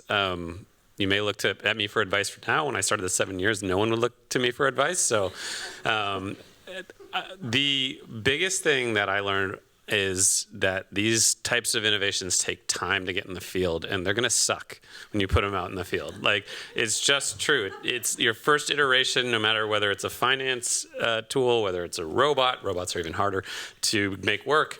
But whether it's a factory, it's not going to work right in the beginning. And so look for that area of pain that's so deep out there in the world that they want a solution so badly that even the worst thing you can put out to them is going to make them very happy. Because what you do is you catalyze a champion that stays with you, and there's all kinds of things that champion can do. They are your product feedback loop. They give you a foothold into other customers. They give you referenceability that allows other people to adopt you. They bring in investment because the investors want to hear that someone in the world likes your thing. And so that would be my advice. If you're just thinking about getting into it, look for the pain that is really deep. You can solve that and expand from there. Nervous laughter that I clocked from all of the students. Thank you, Kevin. How about Chad? Yeah, I'm in agreement that the first runs of products are ugly. I'll see them now, and I'll have to wince and say, yeah, we made that, and thanks for emailing us. But it's what you have to do. As you refine something, it just gets sharper and sharper. And then when you look at the thing years from then, of course, it's just going to make complete sense. And it's going to look intuitive. And you're going to wonder why it looks so complex on the front end. And it just had to. And I would say on top of that, come visit. Look through our factory, walk the production floor, talk to the people in design leadership, ask them what they're doing, ask them what industries they came from. Just come visit. I would say chase your dreams and do it young, because as you get older, it's harder. And I would also say that build great team. A team is everything, and it's cliche, but it really means a lot. You've got to make sure that you really enjoy the people you're working with. That's crucial, and that you're all pulling the sled the same direction, and choose your investors wisely as well. A check's not just a check. It's more than that. Who you put on your cap table, who you make part of your organization could make it or break it. So be very, very careful with that, because you want to make it. And that's some of the hardest things to do in this, is building great teams and having great supporters in your business. Close this out. Make sure you're passionate about the problem you're working on. Innovation is hard. Innovation in this category is especially hard for a whole lot of different reasons. It makes it very fun at times, but it's hard. But if you can look yourself in the mirror in the morning and say, I'm working on something that actually makes a difference because I'm actually bending the cost curve or changing the nature of the built world, that's really fun and energizing, and it will help you power through the times that are darker and harder, and those will come when you're doing innovation stuff. And then there are high points that are really, really fun too, when you build things and get to hand the keys to people and they're happy in their new house. And there are highs and lows, but if you really believe and are passionate about the problem you're solving, it's so much easier to keep yourself in a really good headspace over those kind of amplitudes. Such a rich conversation, ending on such a heartfelt note. Thank you all. Join me in thanking our panelists.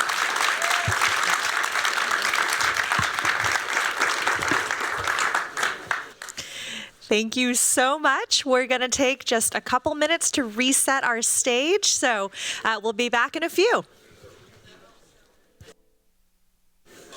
All right, well, welcome back to our final panel of today at our 2024 Ivory Prize Housing Innovation Summit. We're so grateful to have you here. Our final panel will talk about increasing access and impact across federal and state housing programs, and I'll introduce our panelists, ending with our moderator. Next to me, I have Jimmy Stewart, Chief External Affairs Officer at Compass Working Capital, Kate Poore, who I hope is in the room. Kate, are you here with us? Fantastic, we'll find her right now. So Kate, in absentia, Senior Program Manager for Housing at Haus, Landy Liu, Founder and CEO at Foyer, Andrew Ludwig, Principal at High Opportunity Neighborhood, otherwise known as HON Partners.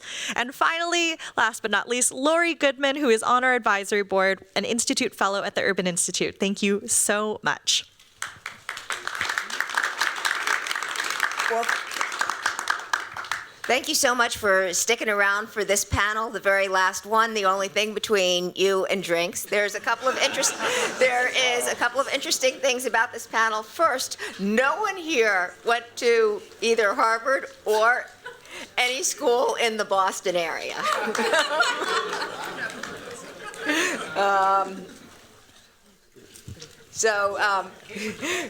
And in fact, the only time most of us have been on this campus is for events that you have put on. So thank you, Chris.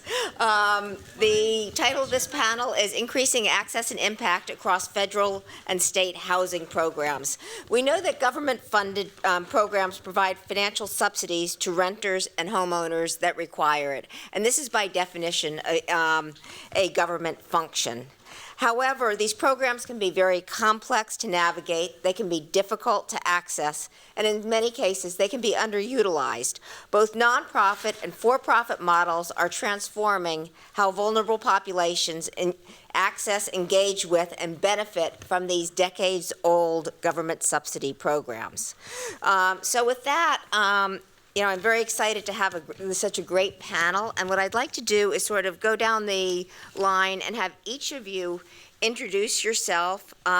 Tell us a little bit about your organization and what you do, and also a little bit about how you engage with government programs, either directly or indirectly, and I'll ask a follow-up question on government programs per se, but why don't we actually start with you, Andrew? Yeah, great. Thanks, Lori. It's good to be here with you guys. Andrew Ludwig, HON Partners. As mentioned, the name High Opportunity Neighborhood is our namesake. What we do is really simple, but it actually is very difficult. We provide housing, quality housing in high opportunity areas to disadvantaged Americans in order to break the cycle of poverty.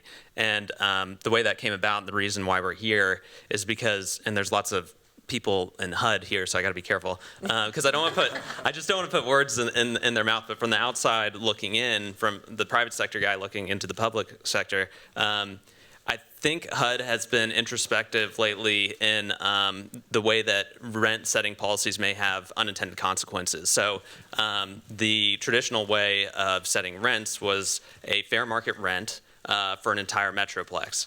The unintended consequence, of course, is that when private capital comes in and is looking for yield and returns, those landlords bought up the cheapest real estate in order to maximize their yield. And in hindsight, over decades of this, it's created what is now kind of known as the slums of America.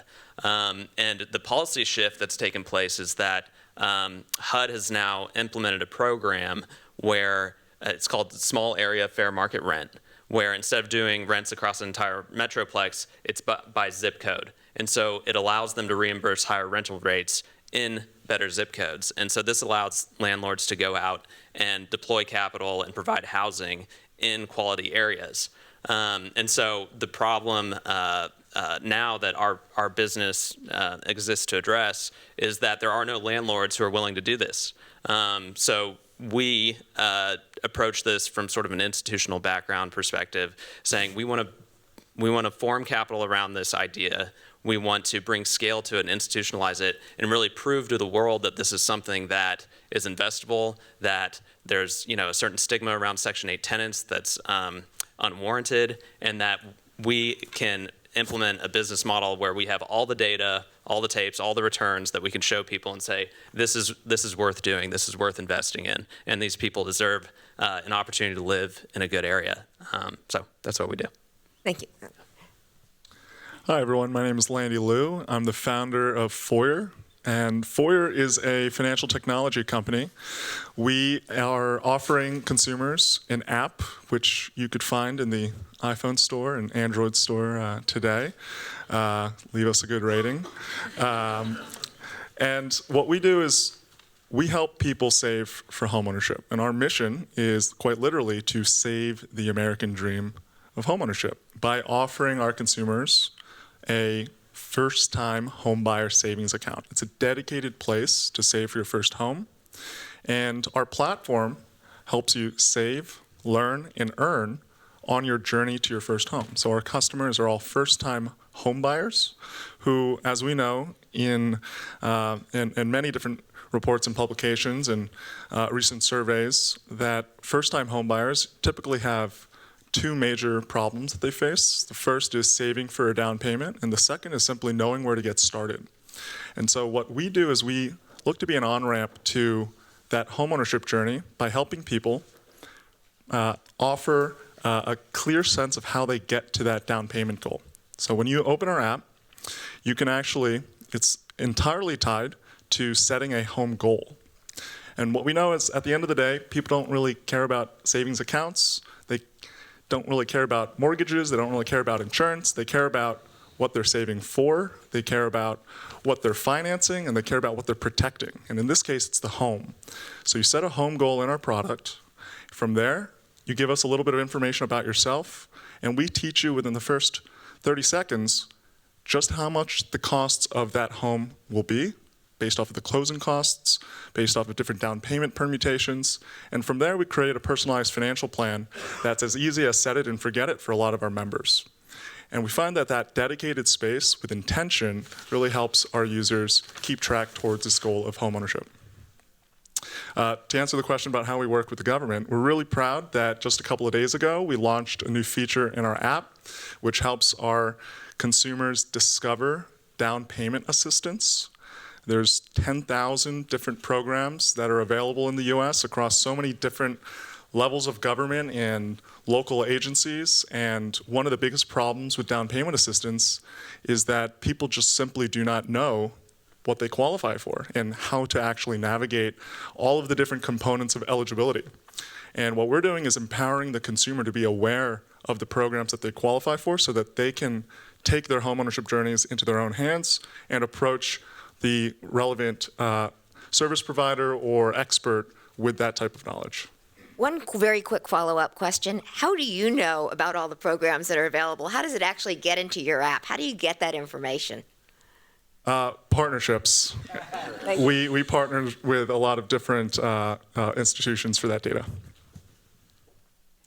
Hi, everyone. I first just want to say thank you so much to Ivory and the Joint Center and to Lori for having me on this panel. It's an honor to be here. My name is Kate Poore. I'm the Senior Program Manager for Housing at Haus, which is the nation's oldest refugee resettlement agency. Haus was founded over 100 years ago by the Jewish community in New York City to provide life-saving support to Jewish refugees. And today we operate in over 20 countries, providing vital social services to refugees, asylum seekers, forcibly displaced people, and other stateless persons around the world from diverse backgrounds. In the US, we partner closely with the State Department and the Department of Health and Human Services to implement the US Refugee Admissions Program, through which Haus resettled over 9,000, or nearly 9,000 refugees last year. And my work specifically focuses on bringing together the worlds of affordable housing and refugee resettlement. Housing is really the foundation of our work at Haus. We cannot offer safe refuge to newcomers in need without ensuring that we have safe housing to move them into. And so although this is foundational to our mission, it's really one of the greatest constraints and the biggest barriers that we're facing today. Newcomers face really high obstacles to accessing housing upon arrival. Refugees arrive without social security numbers, rental or credit histories, or active employment. So landlords typically look at them and see that they are not offering the standard reassurances that they seek, and therefore erroneously perceive them to be risky rental applicants, and therefore reject them from most housing opportunities. And that exclusion from the rental market really forces new arrivals to shelter for weeks and sometimes months in hotels. And that high cost of temporary housing in hotels eats up the majority of federal funding for that initial stabilization period, leaving little funds for other essential needs upon arrival. And also, importantly, leaving little funding for security deposits or the first months of rent, which increases the housing precarity and risk of homelessness that refugees face upon arrival. So to tackle some of these immense barriers that refugees face in resettlement in the United States, HIAS created the Housing Guarantee Fund in 2022. The Housing Guarantee Fund financially backstops leases that are co-signed or guaranteed by our affiliate resettlement partners on the ground, on behalf of any newcoming refugee in order to help them qualify for housing that would otherwise be out of reach. So HIAS provides financial backstopping to the potential cosigner or guarantor, reducing risk to that party, and then the cosigner guarantor with reduced risk is able to offer that service and then reduces risk to the landlord, and that opens up a lot more housing opportunities for refugees. And in 2.5 years of running this program, we've also seen that not only does it increase housing opportunities, but it also increases access to more affordable, safer, healthier options in more amenity-rich neighborhoods. It increases housing stability by providing emergency rental assistance when needed.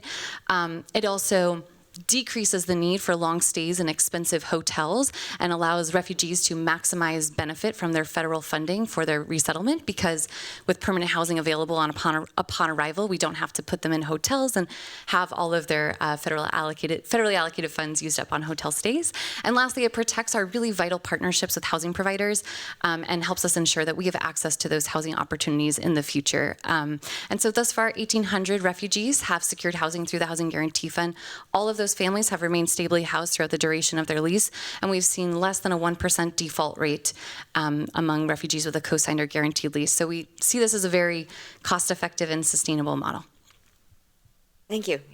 Jimmy? All right. Hi, I'm Jimmy Stewart, here on behalf of Compass Working Capital. So we are generally an anti-poverty organization and really think about that work in the context of two big issues. One is this idea around asset poverty, right? So we tend to, in this country, think of poverty as an income problem, which it is, but it's not only an income problem, but we create solutions that are income-based. And so we might offer somebody a benefit that allows them to cover a necessary expense or get to the end of the week or get to the end of the month. But we don't support folks, and a lot of times make it really hard for folks to do the work of building savings, of building assets, and creating a higher level of financial security that really allows them and their children to move forward. The technical definition of asset poverty is the inability to cover 3 months of living expenses at the poverty level without income. For a family of 3 in the United States, it's a little under $6,000. So that's one context when we think about our work, is trying to end asset poverty and move folks to what we're trying to introduce is a term of art, less so, which is the idea of being asset secure. So having the savings and the assets in order to be able to provide for your family in the event of a loss of income. The other really important context for us is the racial and gender wealth divides, thinking about the fact that the families we're serving, who are primarily Black and Latino women, are likely to hold, more than likely, are all but certain to hold a lot less wealth than their white male counterparts in particular. And how do we create solutions, at least where we operate, in terms of helping those folks to increase their wealth? So we come at this in a few different ways, and I swear eventually I'm going to talk about housing. But we do partner directly with families, so operating programs where we are combining really high-quality financial coaching, so work that is culturally competent, client-centered, with the opportunity for somebody to build an asset, and really pairing those two things together. We increasingly do a lot of work in terms of building up the field more broadly, providing training and technical assistance to other providers in the context of where we're operating right now, which I'll talk about in a second. And then playing in the policy arena, being willing to acknowledge that as a practitioner, we have a duty to our clients to engage on the policy level, that there are barriers that they encounter that we can't expect to just be able to help them get over on the ground. We need government as a partner to be willing to look at solutions to reduce those barriers and make it easier for families to move forward. So 10 years ago, is that still on? I'm like convinced it's going to turn off on me.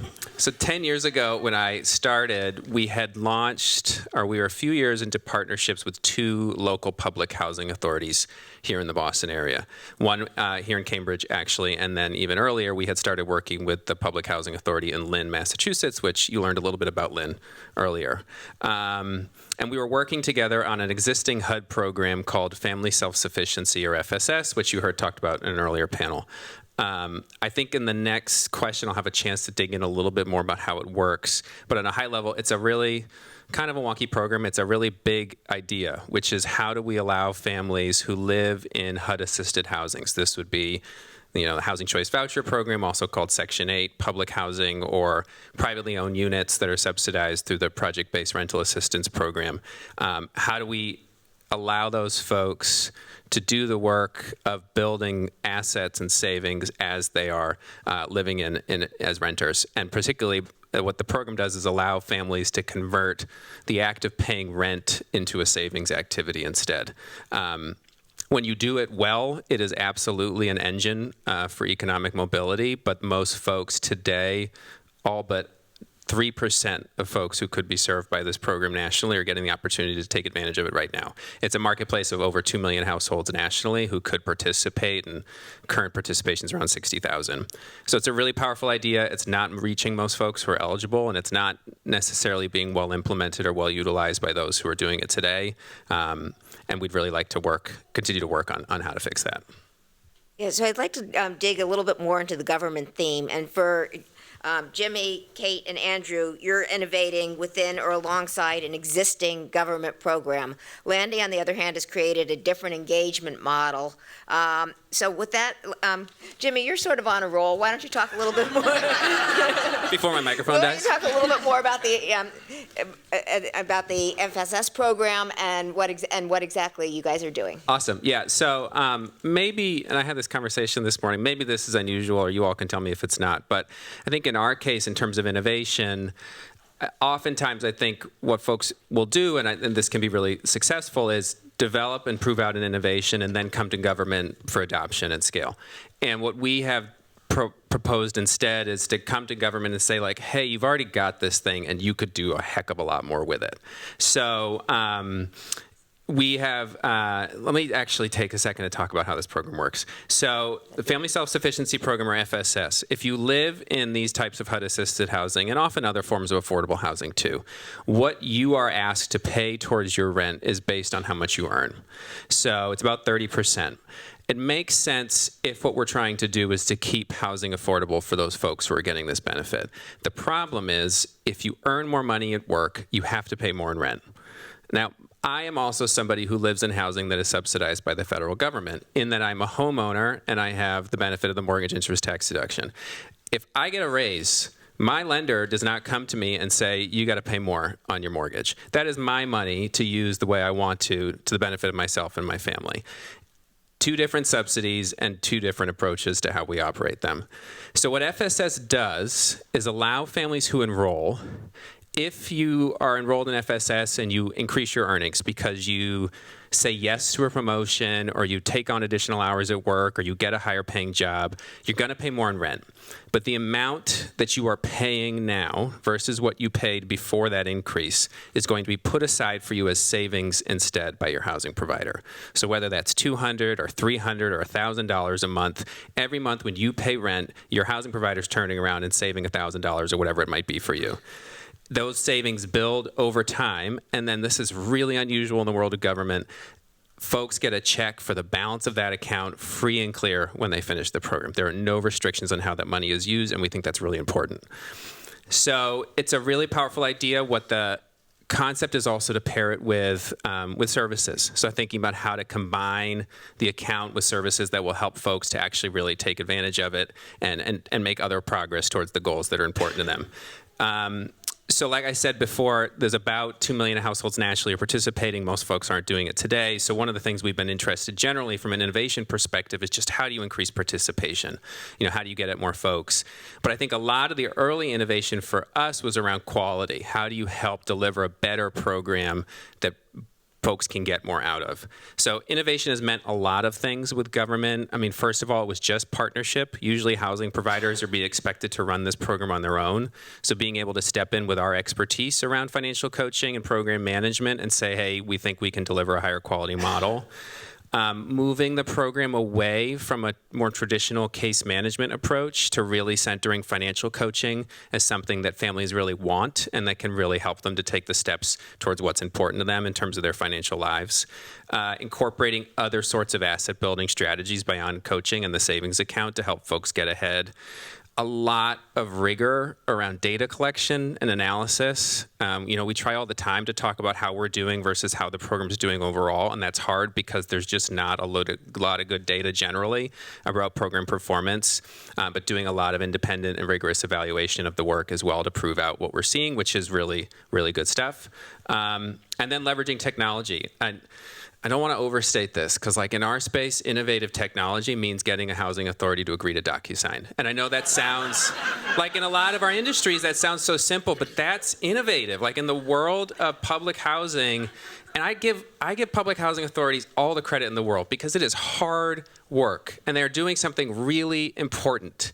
But to move it into a way of thinking differently about a provision of a service is really hard. So yeah, getting folks, to be honest, it took a global pandemic to get some of our partners to say, yeah, that's okay, you can enroll in this program by using DocuSign. But that's really important innovation because it means our families have the ability to enroll and access this program a lot easier and a lot faster.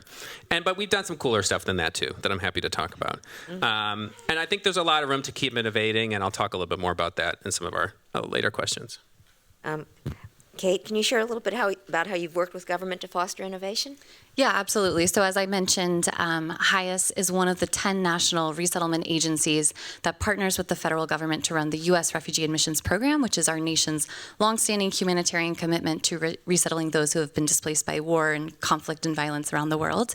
The two agencies we partner with most closely are the Bureau of Population, Refugees, and Migration and the Office of Refugee Resettlement. Both of who have been really excellent partners to us. And we implement the U.S. Refugee Admissions Program primarily through subawarding their federal contracts to our affiliate network of 30 offices around the country who are our on-the-ground implementing direct service partners. And so we, in addition to those subawards, we also offer training and technical assistance and really a lot of additional resources to our on-the-ground staff to make sure that they have the support that they need and all of the most up-to-date best practices to really provide arriving refugees with really high-quality care. But importantly, we also collect their feedback and their insights and their innovations, and we bring those back to the federal level. And so what that means is that our affiliate network's perspective, which includes direct service staff and their refugee clients, is really the base of our advocacy efforts with federal government. And our hope is that it's always getting heard and incorporated into program design and policy.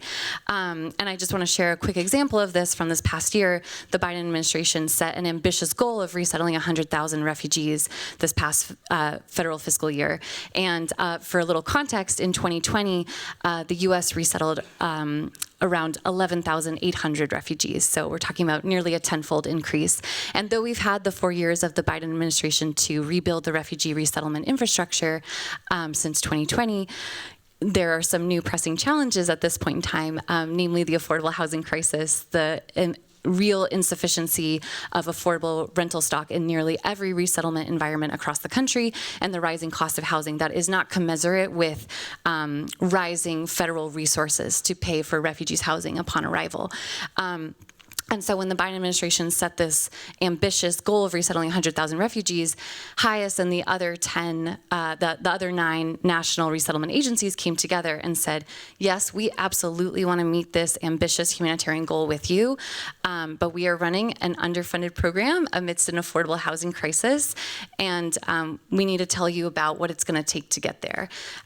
It was a really daunting challenge, but we engaged in a lot of advocacy collectively with all of the agencies together, and our federal partners really did take the time to hear from us what resources would need to be mobilized and how programming would need to be adapted to get us there. And I'm very happy to say on the last day of the federal fiscal year, a few hours before midnight, the 100,000th refugee arrived in Houston, Texas.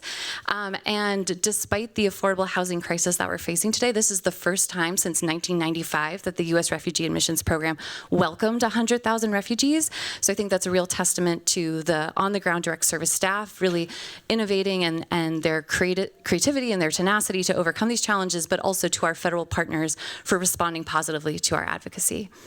Thank you. You said one thing that blew me away earlier is how low the default rate is on the housing you guarantee, where you guarantee the cosigner. That just blew me away in terms of how low those statistics are. What do you attribute that to? I know it's not directly on point for the question, but I'm dying to ask. Yeah, I mean, there's a number of factors. I would say the number one factor is we have really incredible implementing partners on the ground who hold just an extremely high caliber of service, a standard of services that they want to provide. So they are working night and day to make sure that refugees are really well taken care of, that they're set up with all of the initial core services from airport pickup to a hot meal when they arrive to benefits enrollment, school enrollment, finding that first job, and then finding long-term employment advancement to, eventually down the line, accessing loan capital for their small business ideas. So we really have this broad and in-depth spectrum of support that wraps around every refugee to make sure that they're succeeding as a newcomer in our communities, but also as a first-time renter. And then I would also attribute some of it to the tenacity of refugees themselves, who are highly incentivized to succeed in this country. They don't have a lot of other options if things go wrong. So, we have anecdotally witnessed them to be extremely hardworking and law-abiding members of our community. Thank you. Yeah, and I actually can second that too. Having been a landlord in Minneapolis in particular, a large segment. There we go. We have a large segment of our tenant base there that are Somali refugees, and they are phenomenal tenants. I mean, they take care of their homes. Their kids are well behaved. I wish they could train my kids. But anyway, yeah, they're phenomenal tenants. So it wasn't as surprising for me to hear that default rate. So in terms of how we interact with government, so this is where something as simple as providing high quality housing to low income folks, it becomes difficult when there's about 3,500 public housing authorities in the U.S. and they all have different incentive structures, different governing structures. It's impossible to tell what exactly it is that seems to have one director disincentivizing SAFMR versus incentivizing it within their housing authority. It could be because they're appointed by the mayor instead of the city council, or it's an independent governing body. So we found that that the best way to be influential and actually implement our program is to just tailor our business around the housing authorities that we're working with. So Jimmy, when you talk about the faxing and we've set up our individual systems and processes in a way where each and every housing authority, we have the exact steps to get a home through the pipeline with them, to get it a tenant approved, to get a rent approved, to get them in the door, get the home inspected, all that stuff. And so it just takes the commitment to doing affordable housing almost exclusively, which is what we do. A lot of other landlords in this space, and maybe that is what the innovative part of our strategy is that we're not just a large single-family rental landlord who happens to have Section 8 tenants. We are providing our homes exclusively to that tenant base. So we go in there purposefully with the idea of, of housing their customers. And so we can build an operating platform around that. But not everybody, not everybody can do that. Thank you. So now let me turn to Landy. Can you tell us more about opportunities you see going forward for how Foyer can collaborate with the government to really push innovation? Yeah, thank you. And I'm taking some notes here because you guys are clearly working very, very closely with governments. I just have a question for this audience. I'm curious. Let me do a quick poll. Raise your hand if you're a current homeowner. Okay, looks like the majority. Raise your hand if you've heard of a first-time homebuyer savings account. Okay, maybe partly because I just said it. And I wish everybody raised their hand. We offer an account that's dedicated for homeownership, and in fact, there are 10 states in the US that actually have tax incentives similar to a 529, where as you're saving for this specific goal, you can get a little extra benefit from the government. And what we found was, in our research a couple of years ago, we found that so few real estate agents, so few mortgage lenders, so few people knew that this existed. And the states are red states, they're blue states, there's sometimes states in between. And I'm looking at the research, and I was doing the research a couple of years ago, and I found that Virginia, for example, there's only like 1,000 people that had these accounts in the entire state. There's a marketing problem. There's also an incentive problem. Last year, Canada went federal with first-time homebuyer savings account legislation. And billions of dollars went into these accounts with the sole purpose of consumers wanting to be intentional about this goal of homeownership. And we see a lot of opportunity still in the US to work more closely with governments to educate consumers and to increase the reach of these types of products. So there's a policy angle that we really want to push and to be a part of with respect to first-time homebuyer savings accounts. You have an account for everything. You have a tax advantage account for some things, whether it's your HSA or your 401k, or I just mentioned the 529. For most Americans, homeownership is the most important financial product in their lives, biggest source of wealth, as we all know. But there is an account that incentivizes moving towards that. And you had just mentioned the mortgage interest deduction, which rewards current homeowners, but there's not a tax benefit that rewards hopeful homeowners. So that's really what we're trying to be, pushing and making more popularized. The second thing that we hope to do more is just partner. So there's a policy angle and partnerships angle. I had mentioned these down payment assistance programs before. Foyer's whole goal is not to productize buying a home, that there's too many pieces and there's too many experts that can do a better job with that. Our job is to help people understand that pathway in a personalized way, to get them 80% of the way there, and to get more people into that conversation. And so we're really actually partnering closely now. We're looking to partner more closely with any institution that's sharing this client of ours, the first-time home buyer. And a lot of these are housing finance agencies that we're beginning to talk to, and governments that have a mission for increasing home education and home affordability. Thanks. I'd like to ask each of you a question about your specific business, and I actually want to start with Landy because I want to pick up where you just left off. So you focus on first-time home buyers who are planning for their first home purchase. What kind of lessons have you learned on working with your members to date, which can be shared with policymakers and industry leaders to drive greater impact? Yeah, great question. I'm really lucky because I get to talk to consumers every single day. We have 20,000 people that have downloaded our app in the last year, over 10,000 people saving for their first homes on our app. And to me, the difference between a renter and a first-time homebuyer is just this plan to achieve homeownership. You're a potential first-time homebuyer if you're working towards it.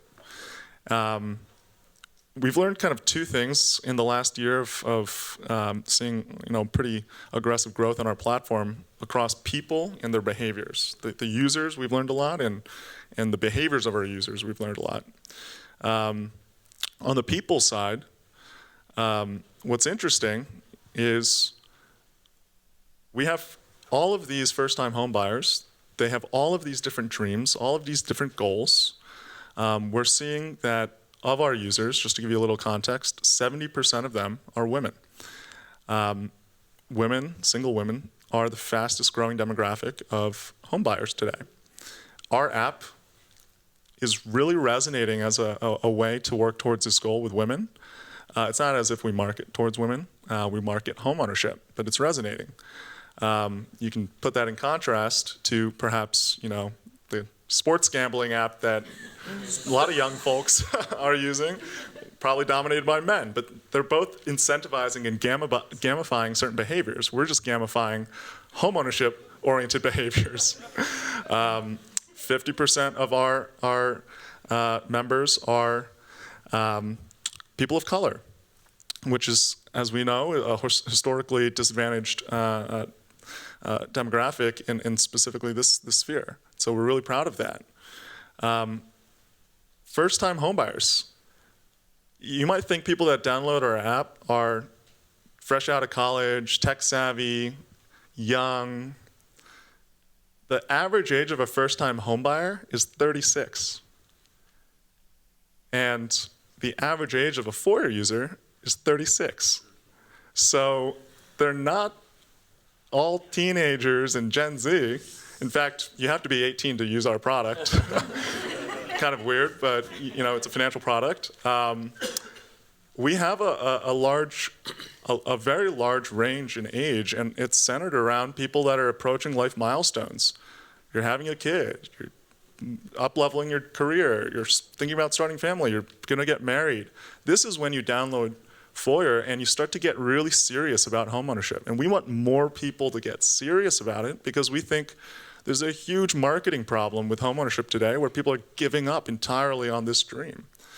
And that's the point about behaviors. People, there was a Wall Street Journal article that said, people are compared to previous generations, saving less for their down payments. It's no surprise that home affordability is actually, the crisis is disincentivizing a lot of people from getting started. They're going on that vacation instead of putting money away. They're buying, something to live in the present, a nice bag, instead of, again, saving for their down payment because they just don't see a pathway. Something that's really surprising to me is as we've talked to our customers, we were worried initially. We put so much focus into making this product specifically for homeownership, and our team was debating how easy should it be for customers to withdraw from this account. We can set the rules. This doesn't really exist, and it's not really productized. Is it a 401k or is it a checking account? And a lot of us were worried that if we made it too strict, people wouldn't want to join in the first place. And especially as a new company, you almost don't want to put too much hurdles and friction, right, as a startup. What we found was, after talking with people after the last year, people want it to be strict. They told us that it could even be, they were happy that it could even be more strict. So we put it somewhere in the middle. There's no penalties, there's no cost to withdrawing, it takes a little longer. And we put some prompts. So those are just a couple of lessons. Thank you. Kate, the Housing Guarantee Fund has been a really powerful and effective tool to address the housing challenges that refugees face. What are some of the difficulties you've encountered implementing this model, and what challenges remain? If you could sort of limit the answer to 2 to 3 minutes, that'd be great. Yes, sure thing. So a few things come to mind. The first is that the Housing Guarantee Fund is a risk-sharing model. So Highest will financially backstop up to 6 months of rent non-payment or the equivalent monetary amount in property damages. So if our affiliate agencies are co-signing or guaranteeing a year-long lease, which they often are, they're still taking on some of the liability as the cosigner or guarantor, right? They only have 6 months of coverage from Highest.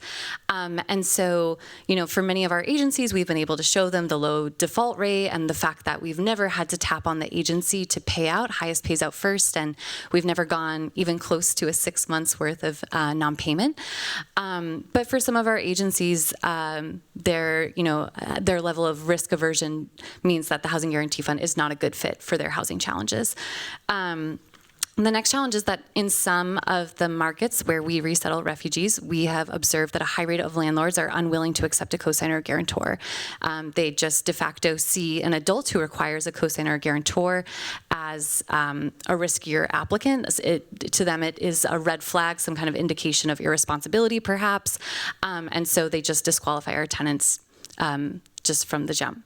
The next challenge would be that for some of our affiliate agencies, a cosigner or guarantor is really not their number one need. Maybe they're resettling refugees in a high vacancy market, or they've been resettling in the same area for a long time and have some really deep partnerships with housing providers who see the benefit to their business model of partnering with a resettlement agency and therefore don't require a cosigner or guarantor. And so in those areas, the greatest housing challenges are more likely to stem from unaffordability or from low quality units rather than sort of this need for help accessing the unit. And then the last challenge is funding. With our current level of funding in the Housing Guarantee Fund, we're able to provide this coverage to about 20% of the anticipated 11,000 refugees that Highest will resettle this year. So of course, with more funding, we'd like to be able to offer it to all refugees arriving and also to the asylum seekers who we serve. Thank you.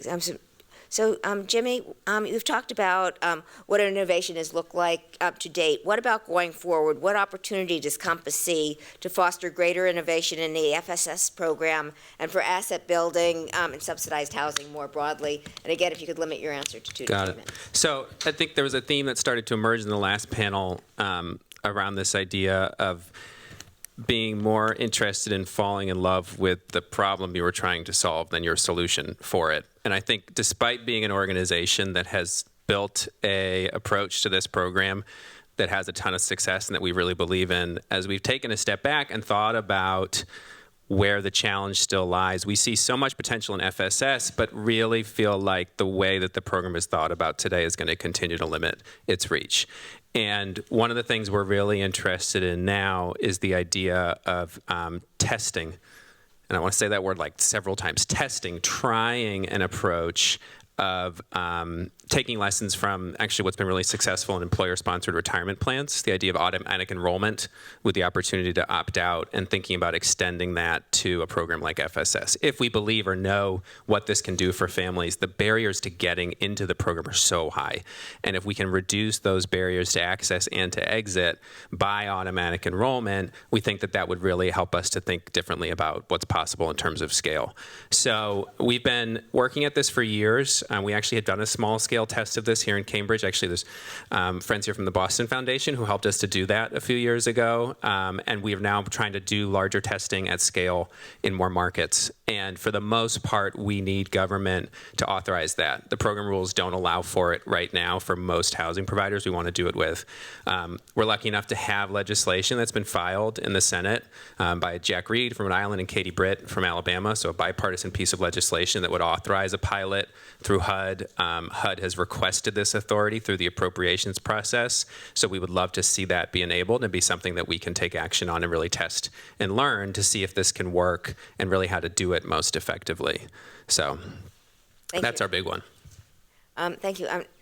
Andrew, outside of the challenges we've talked about and putting the government aspect aside, what are some of the other obstacles you've had to overcome in moving families to high opportunity neighborhoods? And again, if you could limit your answer to about 2 minutes, that'd be great. Yeah, running out of time.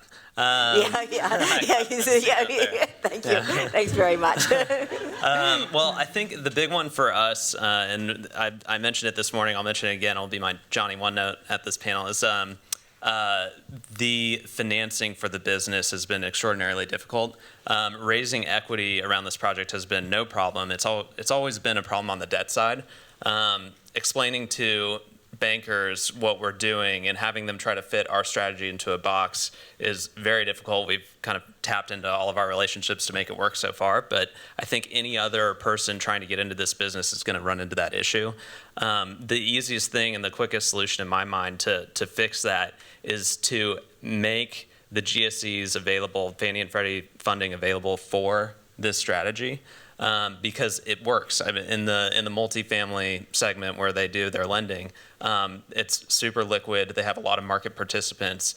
People are able to form capital, create new projects, create investment strategies, and it's frustrating to us because we see these Class A trophy class apartment buildings going up that are getting subsidized financing, and then we looking at our strategy and saying, we're helping these single mothers with kids who are just trying to move to better neighborhoods. Can we get equivalent finance, not anything better, but just equivalent financing to what the rest of the market's getting? And the answer is always no, because it's not contiguous, it's scattered site. So I think an easy step forward that I think would create a lot of opportunity to house underprivileged folks would be to make that funding available. Don't do it for all of single family because there's a lot that doesn't need it, I concede that.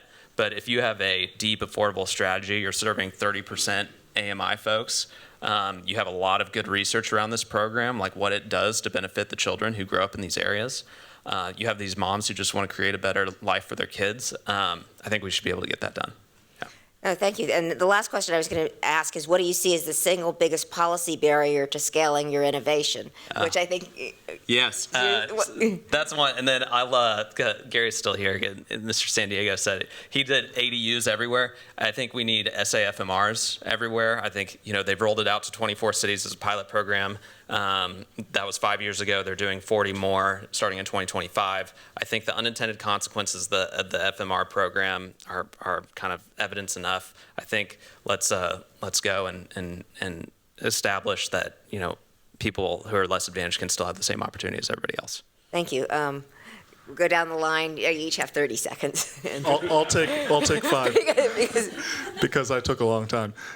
Tax incentives and generally incentives for first-time homebuyers to be on the right track. I would say the biggest barrier for us in scaling the Housing Guarantee Fund right now is that funds from our federal partners that we typically work with typically have to be spent within a defined grant period. And when we're succeeding in our programming, we're recycling the fund year after year because there's very few withdrawals. So then we can really amplify the impact of those dollars by supporting many families over a long period of time. But if we are getting a grant that has to be spent down in a certain period of time, that sort of runs counter to that mission. And so I would say more flexibility around that would really help us to ensure the impact of this in perpetuity. Interesting. Jimmy? All right, so I'm not ready to say that opt-out is the #1 change we need. Again, we want to test and learn, and I think we owe it to families to do that before we start advocating for something like that across the system, although I'd love to have that authority. If I really zoom out and think about sort of why what we do needs to be done, the thing for me at the end of the day is we have to stop punishing people for doing what we tell them to do in order to get ahead. We tell people to work, and then we take away the benefits that they need in order to make work possible. We tell people to save, and then when they do, we take away the benefits that they still need in order to cover expenses and get by. There's a way to align our social safety net to actually invest in people and their ability to move forward, and we have not done it yet, and we're doing a lot of disservice to folks in the meantime. Well, thank you. I'd like to thank this wonderful panel, Andrew, Landy, Kate, and Jimmy, for all your insights. Really appreciate it. For Harvard, for the Joint Center for having us here, and to Ivory Innovations and Clark for sponsoring this wonderful process.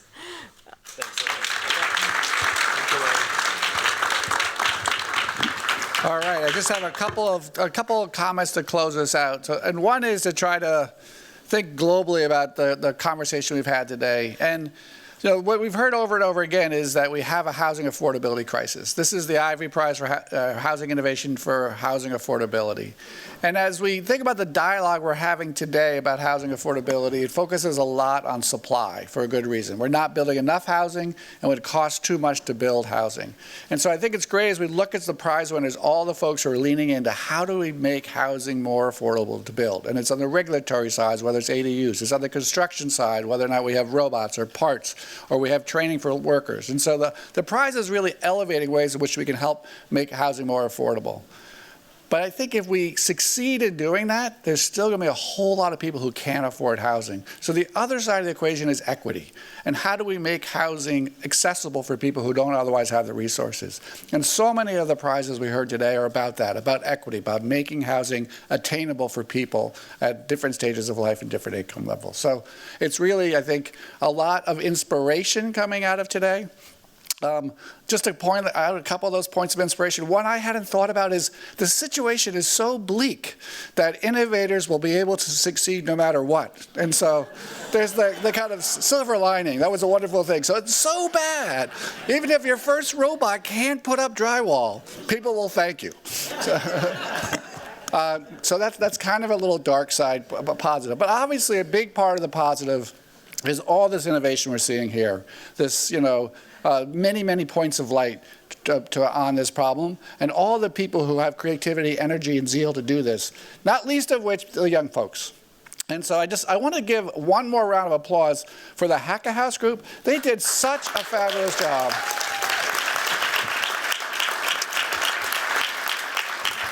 I did not vote because I couldn't pick among my children.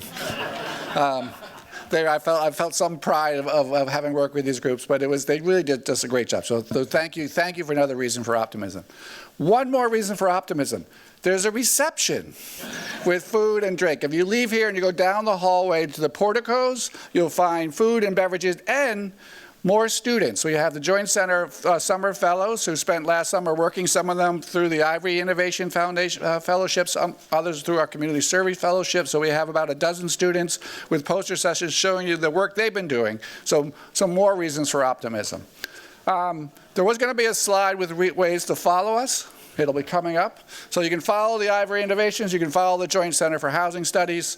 I do want to have the finalists, the 10 finalists, 11 finalists who are still in the room at the end come down here to the front, and all the advisory board members from the Ivory Innovations for pictures. And last, I just have to do some thanks. Thanks to Matt Smith and Raquel Rivera from the GSD. You guys are the best. You're the A-team. We always have a great time here. All the folks from Ivory Innovations, I don't want to name all of them. You know who you are. Chad, Jenna, Hannah, Kent Colton, who for all the work that you've done to make this such a great experience. And I also want to thank particularly Clark and Christine Ivory for not just your generosity, but for your vision in making all this come to pass. So a big round of applause for Clark and Christine. And with that, food and drink and pictures. Thank you all.